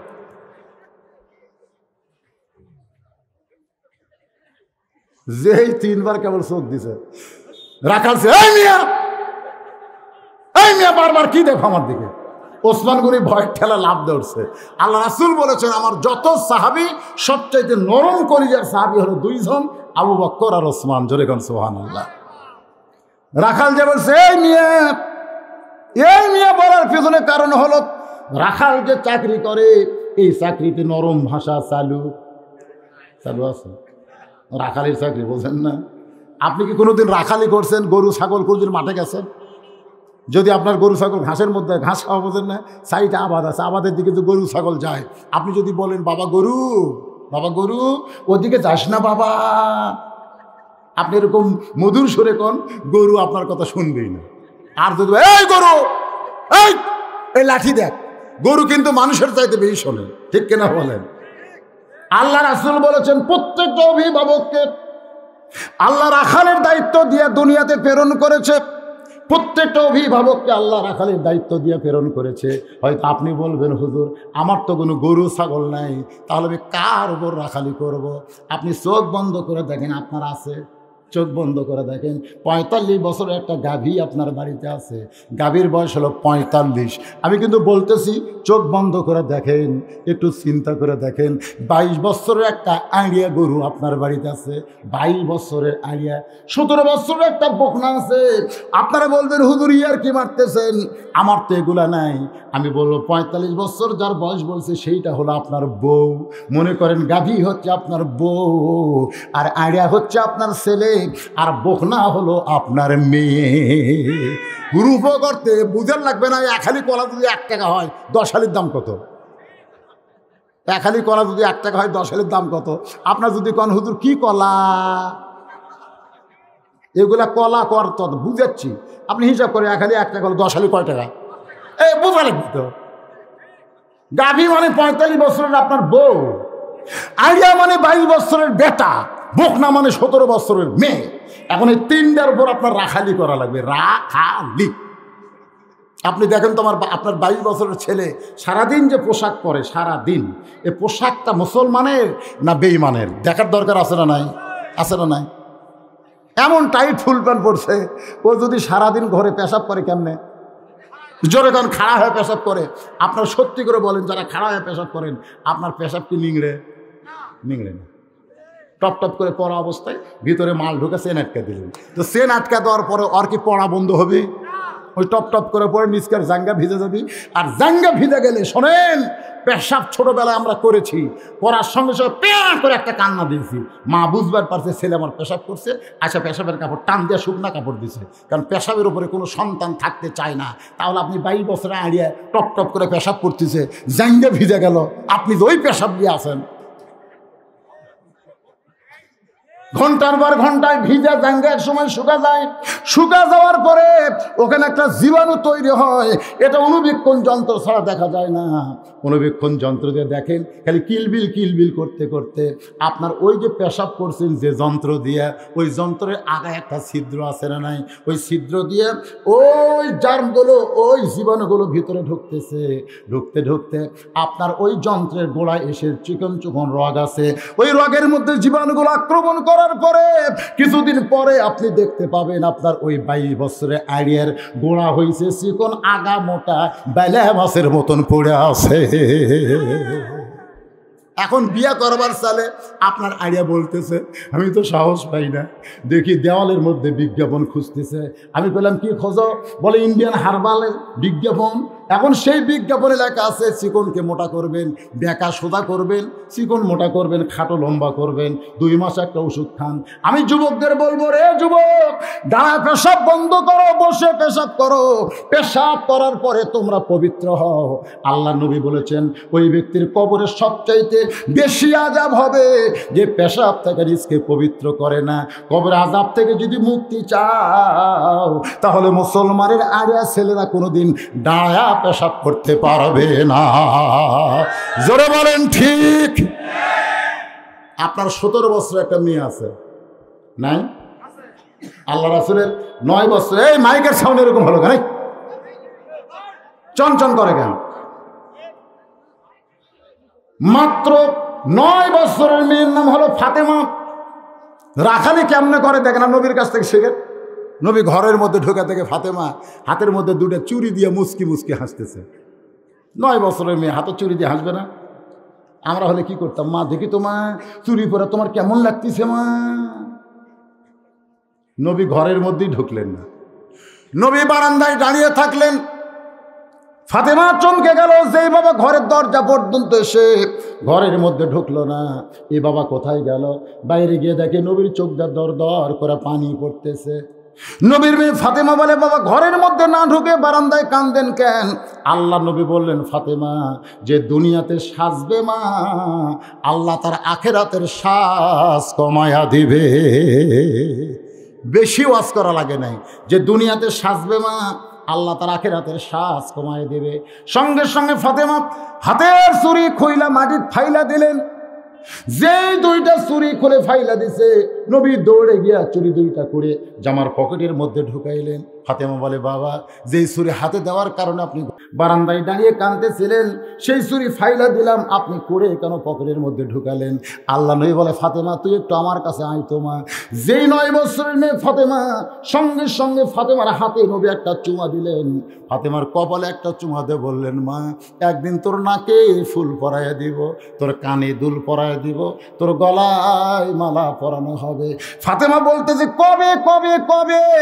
আল্লাহর নবী বললেন, ফাতেমা যেদিন তোমার বিবাহ হবে রে ফাতেমা, মেয়েরা কেবলমাত্র এক ব্যক্তির জন্য সাজতে পারবে, সেই ব্যক্তি হলো তার স্বামী। স্বামী ছাড়া অন্য কোনো পুরুষের জন্যে মেয়েদের সাজা চলবে না। লিল্লাহে তাকবীর। মেয়েরা কেবলমাত্র কয় ব্যক্তির জন্যে? এ কথা কয় না কেন? কয় ব্যক্তি? তাহলে আপনাদের 17 বছরের মেয়ে পরিমণির মতন, পরিমণির মতন। আমি বাংলাদেশের সরকারকে একসময় ধন্যবাদ দিয়েছিলাম যখন পরিমণিকে মদের ফ্যাক্টরি থেকে গ্রেফতার করলো। আমি মনে করলাম যে সরকার মাদকমুক্ত সমাজ গঠন করতে চাচ্ছে, সেই সরকার পরিমণিকে মদের ফ্যাক্টরির মধ্যে পাশে, পরিমণির কিছু একটা হবি আমি মনে করছিলাম। তাই যেদিন পরিমণি গ্রেফতার হলো সেদিন আমি স্ট্যাটাস দিলাম, এবার পরিমণি তোমাকে সাইজ করবি। আরে পরিমণিকে 2 দিনের রিমান্ড দেওয়া হলো। আবার বিচারপতিরা ক্ষমা প্রার্থনা করলো, মা আমরা ভুল করে তোমাকে রিমান্ড দিয়েছি, আমাকে মাফ করে দেওয়া। পরিমণির হাত ধরে জেলত গেল। জেলত থেকে কয়েকদিন পর তখন বাইরে হলো হাতত মিন্দি দিয়ে। চিন্তা, আমি অনেক পুলিশ ভাইকে বলছিলাম, ভাই জেলের মধ্যে মিন্দি কোথায় পাওয়া যায়? পুলিশেরা বলছে হুজুরটা ভিতরের কথা বলা যাবে না, হয়তো কোনো মিন্দি আলা পরিমণি জেলের মধ্যেও কাম সারছে। তোর এখন কথা ঠিক।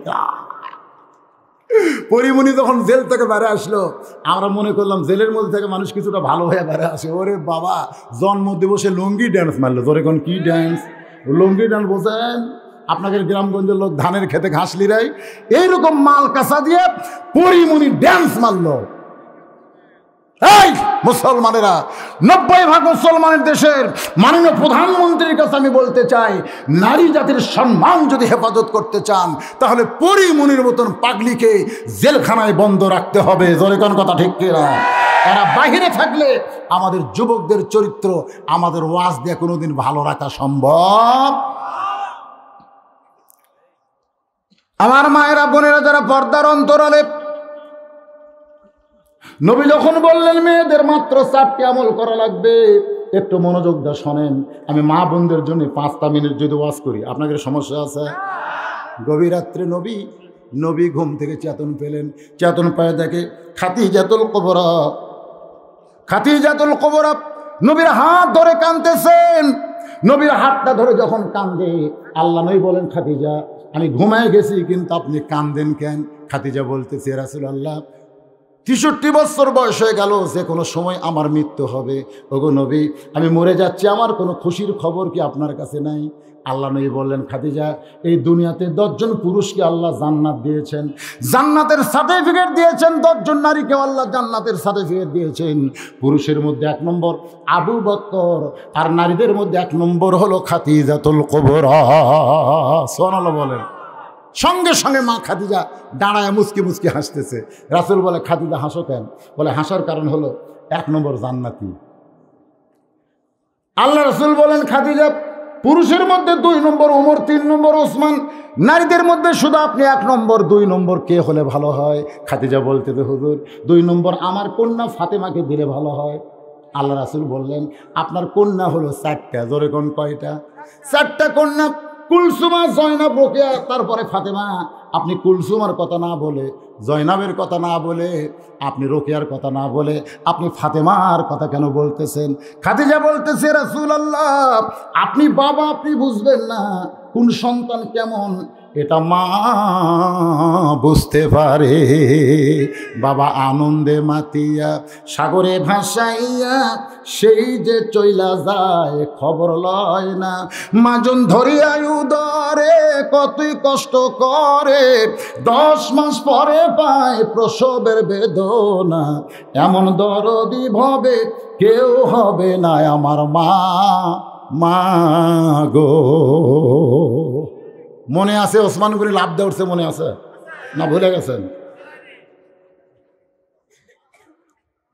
বলতে তো ভাইজান আপনাকে কোনোদিন আমি সামনে কাতারে দেখিনি, কোনোদিনও দেখিনি ভাই, আজকে একটু দেখতেছি, এটাই কি অপরাধ?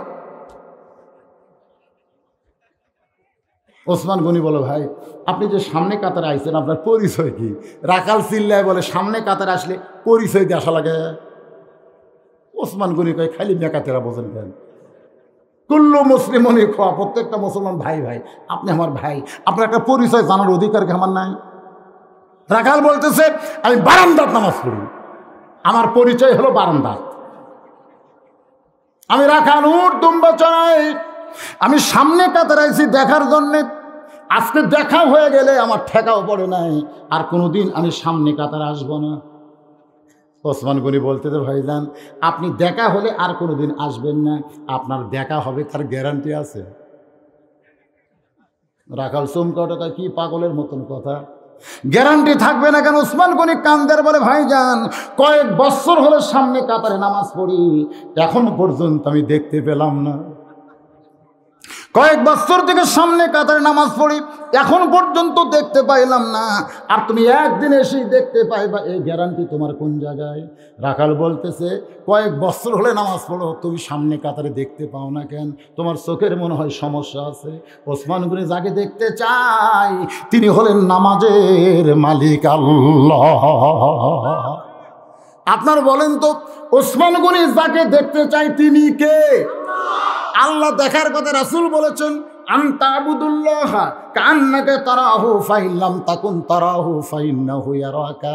যখন কোনো মানুষ ইবাদতের ভিতরে ঢুকবে, ইবাদতের মালিক আল্লাহকে দেখতে পাবে। যদি আল্লাহ দেখা সম্ভব না হয়, আল্লাহ যে তাকে দেখতেছে এই বিশ্বাস তার কলিজার মধ্যে আসবে। ওসমান গনি বলে ভাইজান কয়েক বছর হলে সামনে কাতারে, এখন পর্যন্ত দেখতে পেলাম না, আর তুমি আজকেই দেখতে পাইবা, তার গ্যারান্টি কোন জায়গায়? রাখাল বলতেছেন বুঝতে পারছি তোমার চোখ আছে কিন্তু চোখের পাওয়ার নাই। রাখাল কাকে বলতেছে? ওসমান গনিকে বলতেছে চোখ আছে কিন্তু চোখের পাওয়ার নাই, তুমি আমার হাত ধরো। রাখাল ওসমান গনির দিকে বল তুমি আমার হাত ধরো, আমি দেখব এবং তোমাকেও দেখায়া দিব। সঙ্গে সঙ্গে আল্লাহর কোরআন ওসমান গনির সামনে এসে বলতেছেন ইয়া আইয়ুহাল্লাযীনা আমানুত্তাকুল্লাহা ওয়া কুনু মা'আস সাদিকিন। রে ঈমানদার বান্দারা, আল্লাহর ভয় যদি তোমাদের কলিজার মধ্যে রাখতে চাও, তাহলে একজন সদিকিন সত্যবাদী বান্দার তোমরা সাথী হও, সত্যবাদী বান্দার দলে যাও, সত্যবাদী বান্দার সঙ্গে থাকো। আপনারা বলেন তো এখানে সদিকিন মানে আল্লাহ কাদের বুঝাইছেন? কথা কয় না। সত্যবাদী কে? কারা সত্যবাদী? বর্তমানে যারা বাইরে আছে তারা সত্যবাদী, না যারা ভিতরে আছে তারা সত্যবাদী? আপনারা বলেন তো আমির হামজা বেশি ভালো ওয়াজ করে না বদরুল রশিদ বেশি ভালো করে? এই সত্যি কথাটা কবেন। ওই ভিতরে কেন? আজাহারি বাহির দেশে কেন? 50 বছর কোরআনের তাফসির করে আমাদের সকলের ওস্তাদ আল্লাহর ওলি জেলখানাত কেন?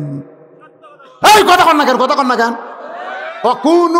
অকুনু মা'আস সাদিকিন, সত্যবাদীর সাথে হও। এখন সত্যবাদীর সাথে হওয়ার গেলে বাইরে থাকলে হবি না ভিতরে যাওয়া লাগ? মরিছে রে। দরকার হলে সত্যবাদীর সাথে হওয়ার জন্য কারা কারা ভিতরে যাইতে রাজি আছেন? আল্লাহরে দুইটা হাত দেখান। লিল্লাহি তাকবীর। তারেক জিয়া তখন বগুড়াতে আসতো, আমি দেখছি তো। তারেক জিয়া নাম শুনছেন? বগুড়ার যুবকেরা মিছিল করতো, তারেক জিয়া যেখানে আমরা আছি সেখানে, তারেক জিয়া জেলখানায় এক চামচার মিছিল নেই।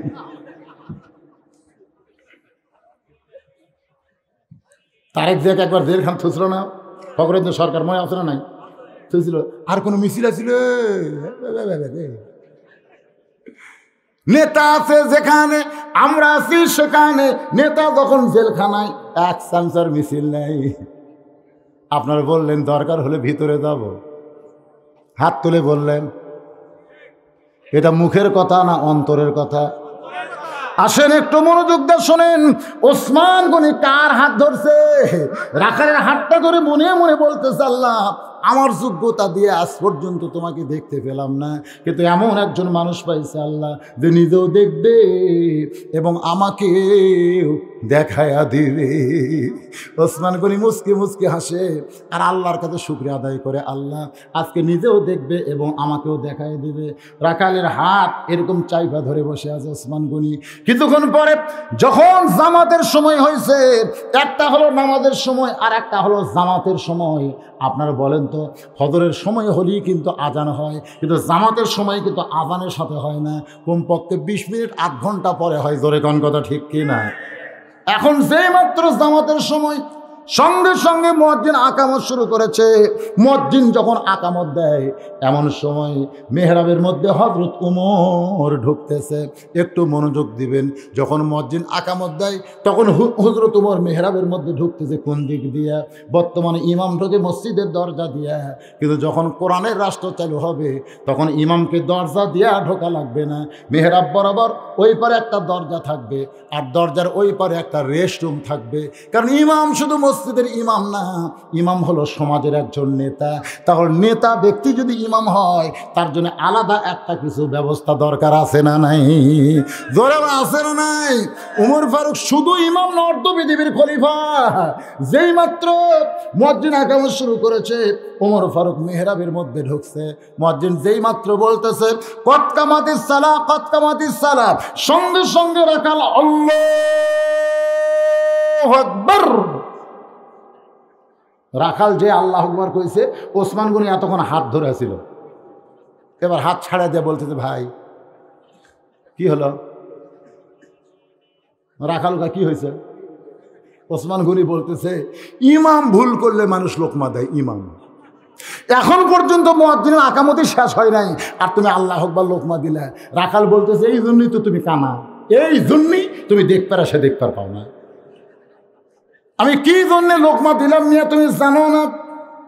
সঙ্গে সঙ্গে দ্বিতীয় কাতারে একজন সাহাবী দৌড়ে এসে রাখালের হাতটা খপ করে ধরে বলতেছে, এই নিয়ে তোর সামনে কাতারে দেখি আমার সন্দেহ হয়েছে, তুই কারে কানা কানা বলতেছিস? তুই যারে কানা কানা বললি এই মহামানবকে তুই চিনিস?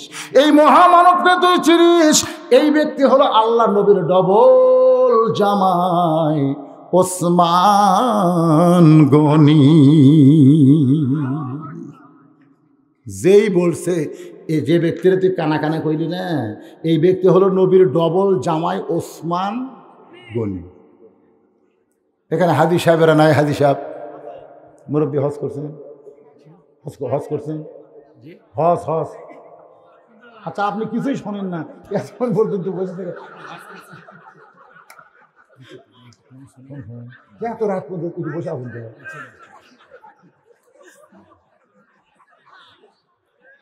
হ্যাঁ, হাসির কি হলো রে? এই মুরব্বী যতদিন পর্যন্ত বেঁচে আছে, আপনার বেঁচে থাকার গ্যারান্টি আছে? তার মানে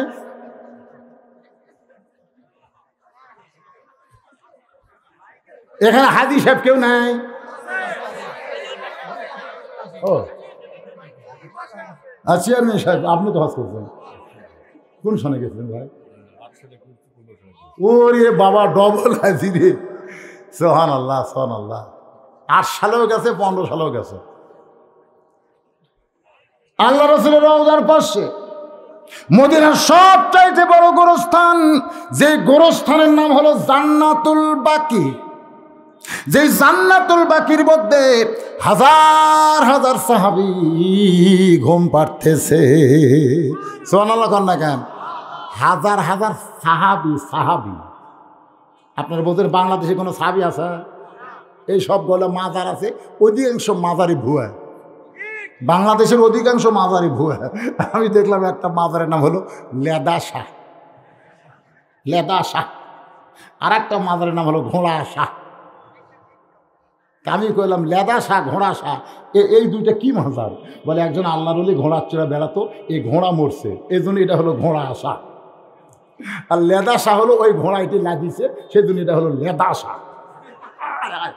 সেই দুই মাজারত যা কোটি কোটি টাকা খরচ করছে, লেদা শাহ আর ঘোড়া শাহ, শালা একটাও শাহ না। আমি বাংলাদেশে দেখলাম এই পাকা রাস্তার ধারত মাজার বেশি হয়, রেল লাইনের ধারত কোনো মাজার নেই। পরে কোন কথা ঠিক না, যখনই বুঝবে রাস্তা বুঝে মাজার হয়, সব সারা ভুয়া, সব ভুয়া। এই দিকটা পাকা রাস্তা মানে বাদ যাবি আর টাকা দিবি, বাদ যাবি আর টাকা দিবি, এই জন্য একটা মাজার বানাচ্ছে। রেল লাইন তো যেটি সেটি থামবি না, এই জন্য মাজারও নেই।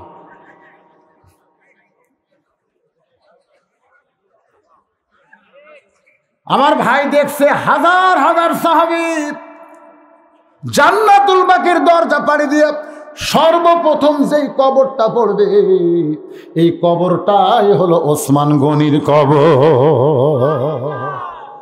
যারা হজ করেন নাই যদি যান, ওসমান গনির কবরের পাশে একটা মিনিট আপনি দাঁড়াবেন, একটা মিনিট দাঁড়াবেন, আপনার গোটা দেহ ঝিমঝিম শুরু হয়ে যাবে।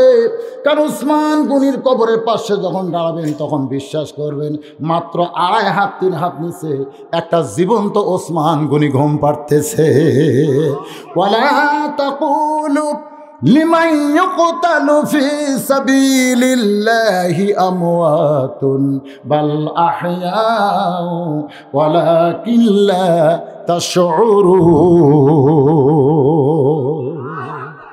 কোনো মাজার নাই রে, ছোট্ট একটা পাথরে খোদাই করে লেখা আছে ওসমান গনি আল্লাহ গানিয়ন ওয়া আনতুমুল ফুকারা। একমাত্র আল্লাহ হলো ধনী, বাদ বাকি সবাই ফকির, বাদ বাকি সবাই কি? কিন্তু কালা রাসূলুল্লাহ সাল্লাল্লাহু আলাইহি সাল্লাম, আল্লাহর নবী বলেছেন ইল্লা ওসমানু গানিয়ন, আর একজন ধনীর নাম হলো ওসমান। সাহাবীরা জিজ্ঞাসা করলেন, ইয়া রাসূলুল্লাহ, আল্লাহ ধনী এইটা কোরআনে আল্লাহ বলেছেন, আপনি হাদিস দিয়ে বললেন ওসমান কেমনি ধনী হলো? রাসূল বলে, সাহাবীরা তোমরা জানো না, গরিব সাহাবী আমার কাছে যখন সাহায্যের জন্য আইছে, আমি আস্তে করে এরকম জুব্বা তুললাম। সাহাবী তাকায় দেখে ক্ষুধার জ্বালায় নবী পেটে পাথর বেঁধে বসে আছে। সাহাবী বলে, ইয়া রাসূলুল্লাহ, আমি তো আর কি অভাব, আমার চাইতে আপনার অভাব বেশি। ওগো নবী চলে যায়। এবার নবী ডাক দিলেন, সাহাবী রে, আমি তোমারে দিবার পারিনি তো কি হয়েছে? ওসমান গনির দরবারে যাও।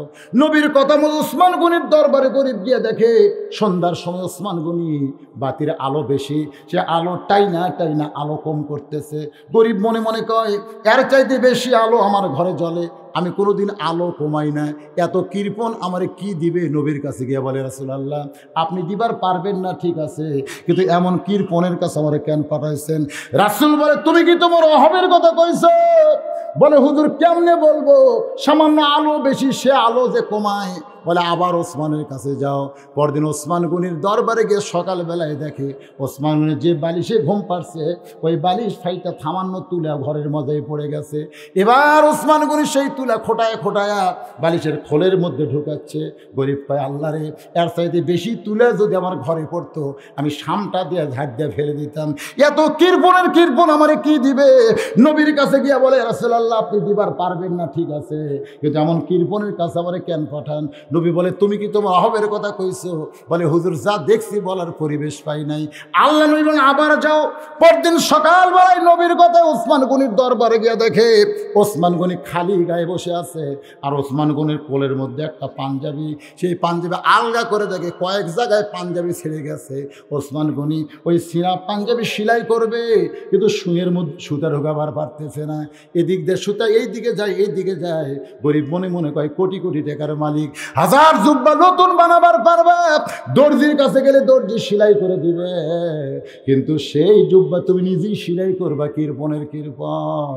দেখতে দেখতে এক সময় গরিবের গায়ে রাগ ধরে বলতেছে, ওসমান ভাই, আপনার সুঁয়ের মধ্যে সুতা যদি আমি ঢুকাই দেই, আপনি কি নেবেন? সঙ্গে সঙ্গে ওসমান গনি লাফ দুটে বলে, আলহামদুলিল্লাহ, আলহামদুলিল্লাহ ভাই যারা আসো, আমার শুয়ের মধ্যে একটু সুতা ঢুকাইয়া দাও। এবার গরিব বিয়ের শুয়ের মধ্যে যেই মাত্র সুতা ঢুকাইছে, ওসমান গনি হাত ধরে বলতেছে, ধনী ধনী, তুমি আমার চাইতে অনেক ধনী। গরিব বলে, মিয়া ঠাট্টা করেন, ঠাট্টা করেন, আমি ধনী কেমনে হলাম? ওসমান গনি বলতেছে চোখের দিক দিয়া, তুমি আমার চাইতে অনেক ধনী। ভাইজান, আমার শুয়ের মধ্যে সুতা ঢুকাইয়া দিয়া আমার সেনা পাঞ্জাবি সেলাই করার সুযোগ করে দিলে, এর বিনিময়ে তুমি কি চাও? গরিব মনে মনে কয়, তুই যে কিরপনের কিরপন। বলে, ভাই হাতটা ছেড়ে দেন, কিছুই দরকার নেই। ওসমান বলে, পাগল হয়েছো? আমার শুয়ের মধ্যে সুতা ঢুকে সেনা পাঞ্জাবি সেলাই করার সুযোগ করে দিলে, এর বিনিময়ে তোমাকে নেওয়াই লাগবে, নিতে হবে। কি নিবা কো? গরিব বলে, হাতটা ছায়া দিলাম চলে যায়। এমন সে ওসমান গনি হাত ধরে বলতেছে, ম্যানেজার। ম্যানেজার বলে, হুজুর আমারে ডাকলেন কেন? ওসমান গনি বলে, জানো আমার সেনা পাঞ্জাবি সেলাই করার জন্যে শুয়ের মধ্যে সুতা ঢুকাইছে, এর বিনিময়ে আমার ভাইকে 100 উট দিয়া দা। গরিব বলে, হুজুর কি করলেন, কি করলেন? সামান্য শুয়ের মধ্যে সুতা ঢুকাইলে 100 উট আমারে দিবেন কেন? ওসমান বলে, ম্যানেজার 200 উট দিয়া দাও। গরিব বলে, হুজুর কি কইলেন? সামান্য শুয়ের মধ্যে সুতা ঢুকাইলাম, তার জন্য আমার 200 উট কেন দিবেন? ওসমান বলে, ম্যানেজার ওই ফার্মের মধ্যে কত উট হবে? বলে, 2000-এর কিছু বেশি। ওসমান বলে, গোটা ফার্মের সব উট আমার ভাইকে তুমি দিয়া দাও। গরিব কান্দার বলে, দিবেন না? কি করবো আমি এত? সামান্য শুয়ের মধ্যে সুতা ঢুকাইলে 2000 উট যদি আপনি আমারে দেন, তাহলে 3 বার আমি কি দেখলাম? বলে, কি দেখছো ভাই? বলে, আলো বেশি হয়েছে, বলে আলো কমাইছেন। তারপরে বালিশ ফাইটা তুলা পড়ে গেছে, সেই তুলা খোটা খোলের মধ্যে ঢুকাইলেন, তারপরে শুয়ের মধ্যে সুতা ঢুকাবার পারতেছেন না। ওসমান বলে, ভাই রে, তুমি 3 বার যেইটা দেখছো তার নাম হলো দুনিয়া, আর আমি তোমারে যেটা দিলাম তার নাম হলো আখেরাত। এই দুনিয়ার আলোর ওসমানের দরকার নাই, এই দুনিয়ার আরামের বালিশের দরকার ওসমানের নাই, এই দুনিয়ার নতুন পাঞ্জাবির দরকার ওসমানের নাই। ওসমান হলো আখেরাতের কাঙ্গাল। তোমারে 2000 উট দিয়া ওসমান যেন আখেরাতে পায়। বালতু সিরুনাল হায়াতাদ দুনিয়া ওয়াল আখিরাতু খায়রু ওয়া আবকা। এই মিয়াই, তুই যারা কানা কানা বলতেছিস, এই মহামানব হযরত ওসমানকে তুই চিনিস? সঙ্গে সঙ্গে রাখাল চিল্লায় বলে, ভাই রে, আমি বারান্দায় নামাজ পড়ি, আমি মসজিদের ভিতরে ঢোকার সাহস কোনোদিন পাই না, কারণ দামি দামি সাহাবীর মধ্যে আমি রাখাল কেমনে ঢুকবো? কিন্তু ওই পথিক আমার সর্বনাশ করছে। এই দেখেন, আমার দিকে তাকান। রাখাল বলতেছে, ওই পথিক আমার সর্বনাশ করছে। ওই পথিক আমার কইছে, হযরত ওমরকে যদি দেখতে চাও, তাহলে সামনে কাতারে দাঁড়াইলে মেহরাবের মধ্যে যে মানুষকে দেখবা, সেই মানুষটি হলো হযরত ওমর। আমার সারা জীবনের সাধনা, একটা বার শুধু হযরত ওমরকে আমি দেখতে চাই। কিন্তু সেই হযরত ওমরকে দেখতে এসে ওমরের জায়গায় যদি আমি ওই পথিককে দেখতে পাই, তাহলে তোমরাই বলো, লোকমা দেওয়া ছাড়া তো আমার উপায় নাই। আমি আল্লাহু আকবার লোকমা দিয়ে ওই পথিককে মেহরাব থেকে সরাই দিব। ওই জায়গার মধ্যে হযরত ওমরকে আমি এক নজর দেখতে চাই। হাজার হাজার সাহাবীরা কাঁদতেছে মসজিদের মধ্যে, সবাই যখন কান্দে, রাখাল চিল্লায় বলে, আল্লাহ, বারান্দায় নামাজ পড়া ভালো, এই ভিতরে কেন কান্দাকান্দি শুরু হয়ে গেল? ওসমান গনি বলে, রাখাল ভাই, হাজার হাজার সাহাবী কান্দার কারণ হলো তুমি যারে পথিক পথিক বলতেছ, তিনি হলেন হযরত ওমর। যেই বলছে তুমি যারে পথিক পথিক বলতেছ, তিনি হলেন হযরত ওমর।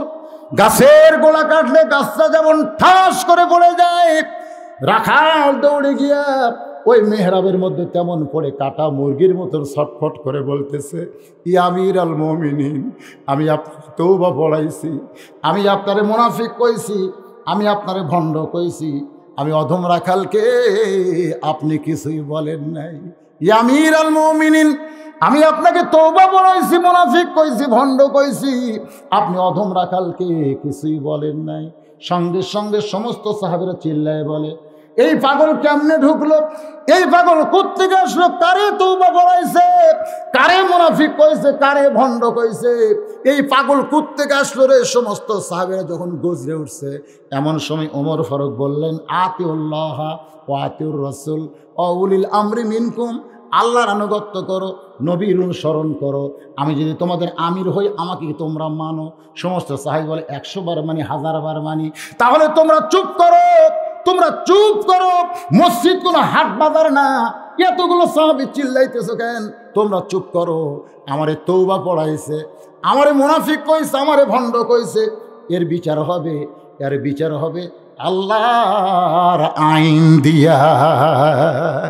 এখন তোমরা বলো, এই বিচারটা কি তোমরা দেখতে চাও?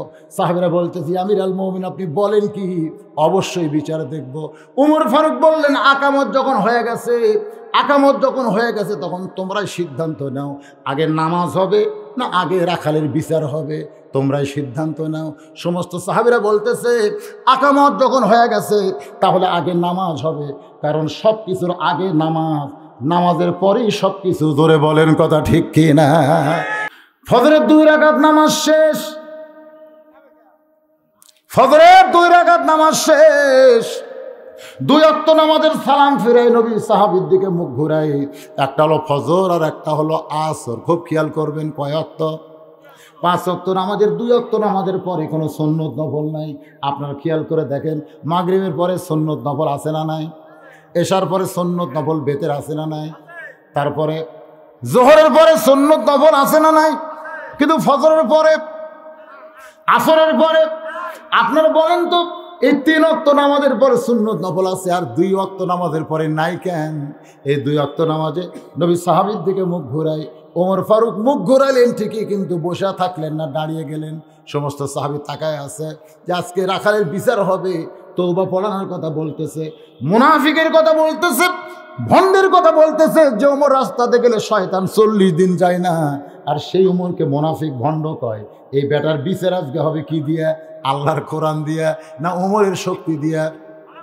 আজকে আমাদের বাংলাদেশে কোরআন আছে, কিন্তু কোরআনের বিচার নাই।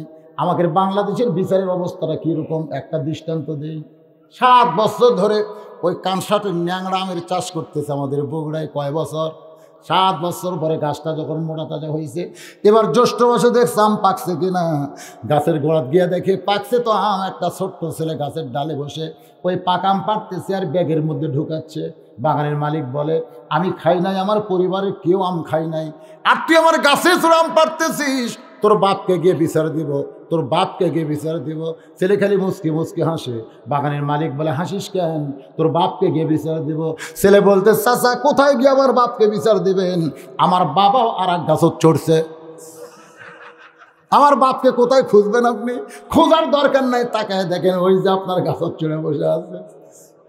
এবার বাগানের মালিক তাকায় দেখে ওর বাপ খালি আম পাড়ে আর বস্তা ভরায়, গাছের নিচে বসে কান্দের বলে, আল্লাহ বিচার দিব কার কাছে? বেটাও চোর, বাপও চোর। আজকে আমাদের বাংলাদেশে চোরের বিচার চোর কোনোদিন করতে পারবে না।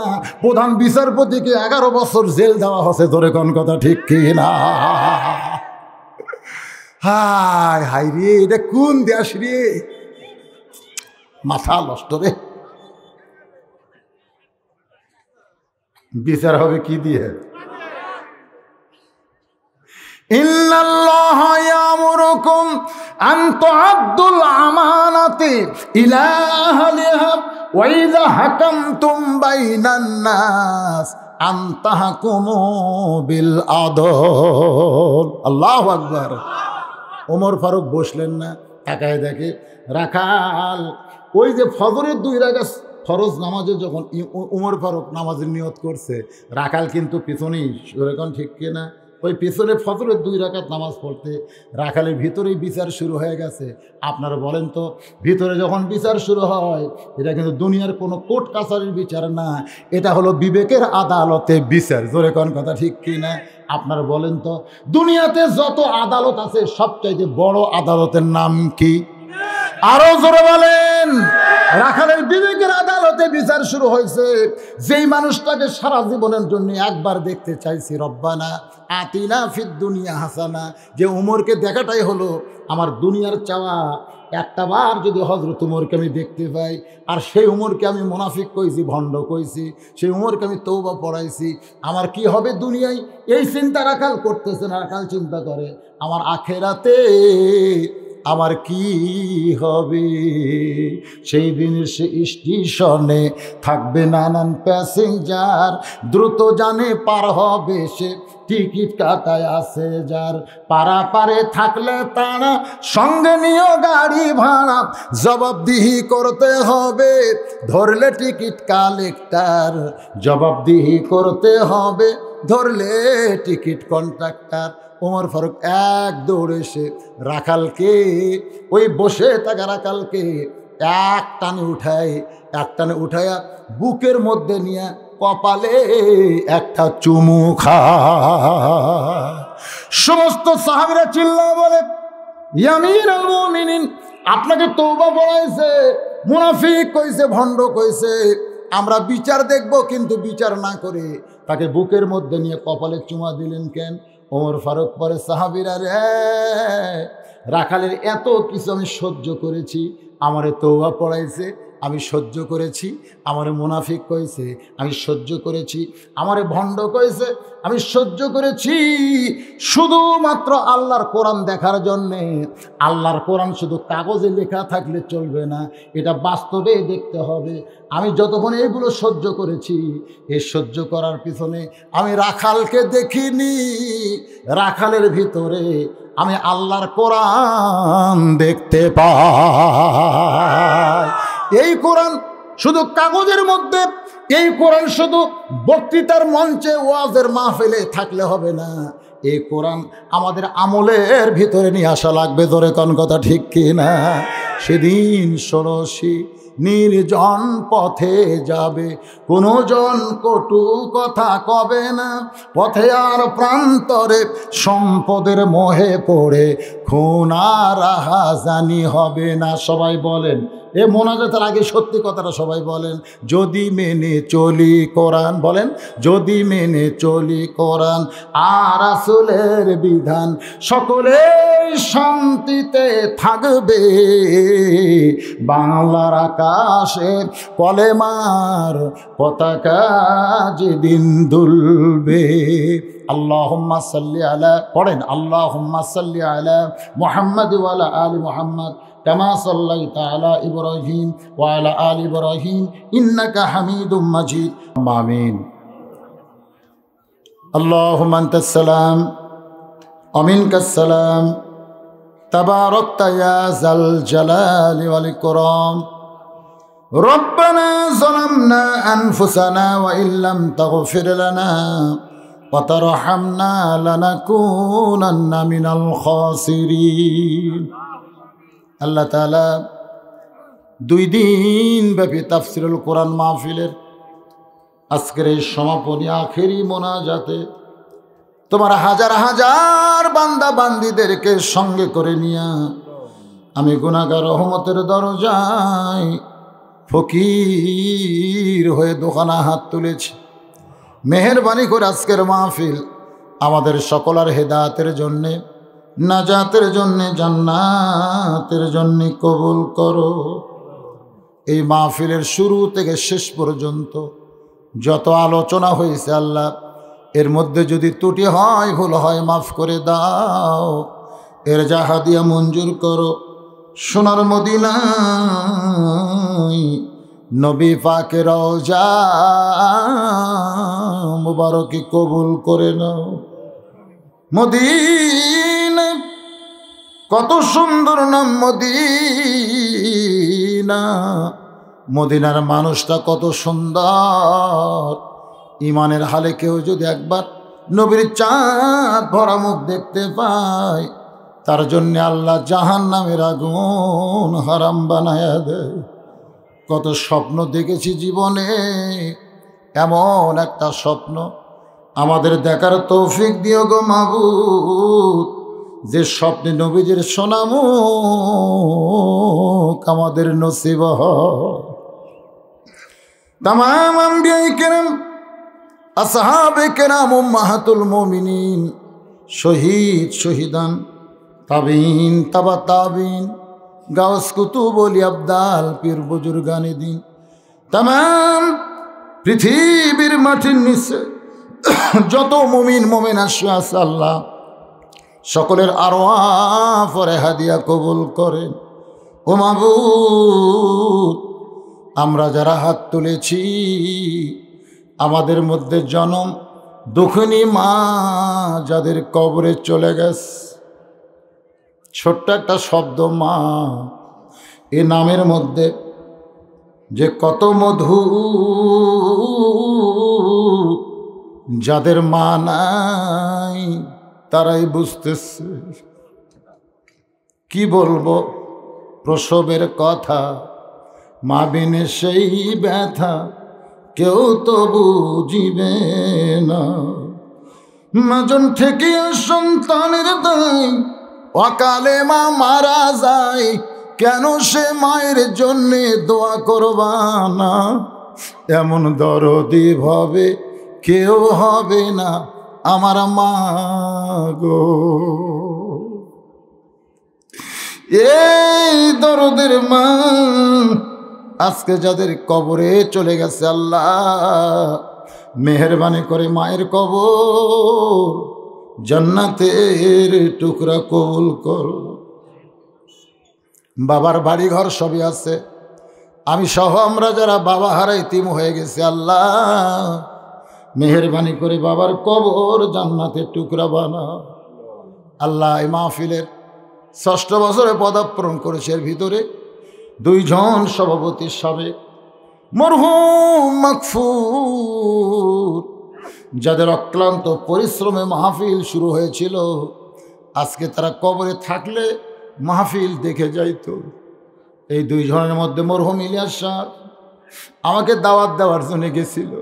ও মাবুদ, বড় আশা করেছিল আমার পাশে বসে ওয়াজ শুনবে, কিন্তু মাঝখানে কয়েক বছর আসতে পারি নাই। আজকে আসে শুনলাম তিনি দুনিয়াতে নাই গো আল্লাহ। তার ছেলে চোখের পানি নিয়ে আমার কইছে, হুজুর আমার বাবার জন্য দোয়া করবে। ও মাবুদ, কোরআনের ওসিলায় মাহফিল ওসিলায় আল্লাহ তার কবর জান্নাতের টুকরা বানায়া দে। মাবুদ, অনেকেই দোয়া চেয়েছে, কেউ অসুস্থ, আল্লাহ মেহেরবানি করে সবার হকে দোয়া কবুল করে।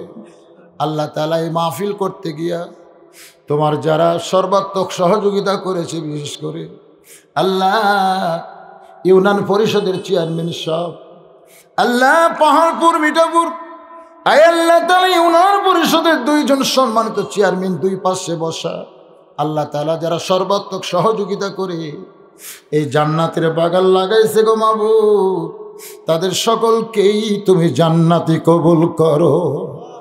আল্লাহ চেয়ারম্যান সাহেবদের কঠিন দায়িত্ব তুমি দিয়েছ, আল্লাহ তাআলা এই দায়িত্ব পালন করতে গিয়া শারীরিক যেমন সুস্থতা দরকার তেমন সুস্থতা দিয়ে দিও। আল্লাহ জনগণের খাদিম হিসাবে কবুল করো। আমার মা বোনেরা পর্দার অন্তরালে বসে ওয়াজ শুনল, আল্লাহ আমার মা বোনদের আবিদা সালিহা পর্দা নিশি কবুল করো। আল্লাহ মা ফাতেমার চরিত্র দান করে দিও। আল্লাহ আমি গুনাহগার বলে দোয়া ফিরে দিও না। এতগুলো মানুষের মধ্যে যার 2 খানা পছন্দ করো, হে 2 হাতের ওসিলাই গোটা মাহফিলকে আল্লাহ তুমি কবুল করো। বাজান এখন 1 মিনিট একটু চোখ বন্ধ করেন রে যুবকেরা, মুরব্বীরা, কচি কাচারা, যে কোনো সময় আমাদের মৃত্যু হবে বাবা। মসজিদের খাটনি একদিন আমার বাড়ির আঙ্গিনায় চলে আসবে, বড়ই পাতার গরম পানিতে আমাকে গোসল করায় দিবে, আমার রঙিন কাপড় খসাইয়া সাদা কাপড়ের কাপড় দিয়ে আবার চকলেটের মতো মুড়াইয়া ফেলবে, মরে যাব। আমরা সবাই মরে যাব গো আল্লাহ, আমরা দুনিয়াতে থাকতে আসিনি গো আল্লাহ। আমরা যেদিন মরব ইমানের সাথে যেন মরতে পারি। মুসলমান হিসাবে যেন মরতে পারি, যেদিন মরবো দিনটা যেন জুমার দিন হয় আল্লাহ। যে মাসে মরবো মাসটা যেন রমজান মাস হয়, ইমানের সাথে ইজ্জতের সাথে দুনিয়া থেকে যেন বিদায় নিতে পারে। আল্লাহ তুমি কবুল করো। ও মাবুদ, যে কোরআনের ওয়াজ শুনতে গেলে আমাদের এত ভালো লাগে, আজকে বললাম তোমার কোরআনকে এত সুন্দর। একজন রাখাল কোরআনকে গ্রহণ করে উমর ফারুক বলতেছে, আল্লাহ তোমাকে মরার সঙ্গে সঙ্গে জান্নাত দেবে। ও মাবুদ, শুধু কোরআনের ওয়াজ আমরা করি তাই না, আল্লাহ তোমার কোরআন বাস্তবে বাংলার জমিনে আমাদের দেখার তৌফিক দিও। এই কোরআনের পাখিগুলো আজকে যারা মুসলিম হয়ে গেছে, চোর ডাকাতেরা বাইরে ঘুরতেছে, অথচ আলেমদের হাতে হাত করা পড়ায়া আল্লাহ আজকে যারা বন্দি অবস্থায় আছে, আমি দোয়া করি আল্লাহ গো আলেমদের তুমি হেফাজত করো। আল্লাহ ছোট্টবেলা থেকে যার ওয়াজ শুনে শুনে বড় হয়েছি, ওয়াজের আদর্শ হিসাবে যাকে গ্রহণ করেছি, ও গো মাবুদ, সেই কোরআনের পাখি আমার কলিজার টুকরা এখন জেলখানায় মানবতার জীবন যাপন করে। অসুস্থ মানুষ, বাইপাস সার্জারির মানুষ, ডায়াবেটিস রোগ, 11 প্রকার রোগ নিয়ে হুজুর আমার জেলখানায়। যে বয়সে সন্তান সন্ততি একটু খেদমত করবে, যে বয়সে নাতি নুত করে হুজুর একটু আনন্দ করবে, সেই বয়সে ও মাবুদ কি দোয়া করব, কলিজা বেড়ে যায়। আল্লাহ চোখের পানির যদি এতটুকু দাম থাকে, আল্লাহ আমার হুজুরকে কোরআনের ময়দানে আমরা দেখতে চাই।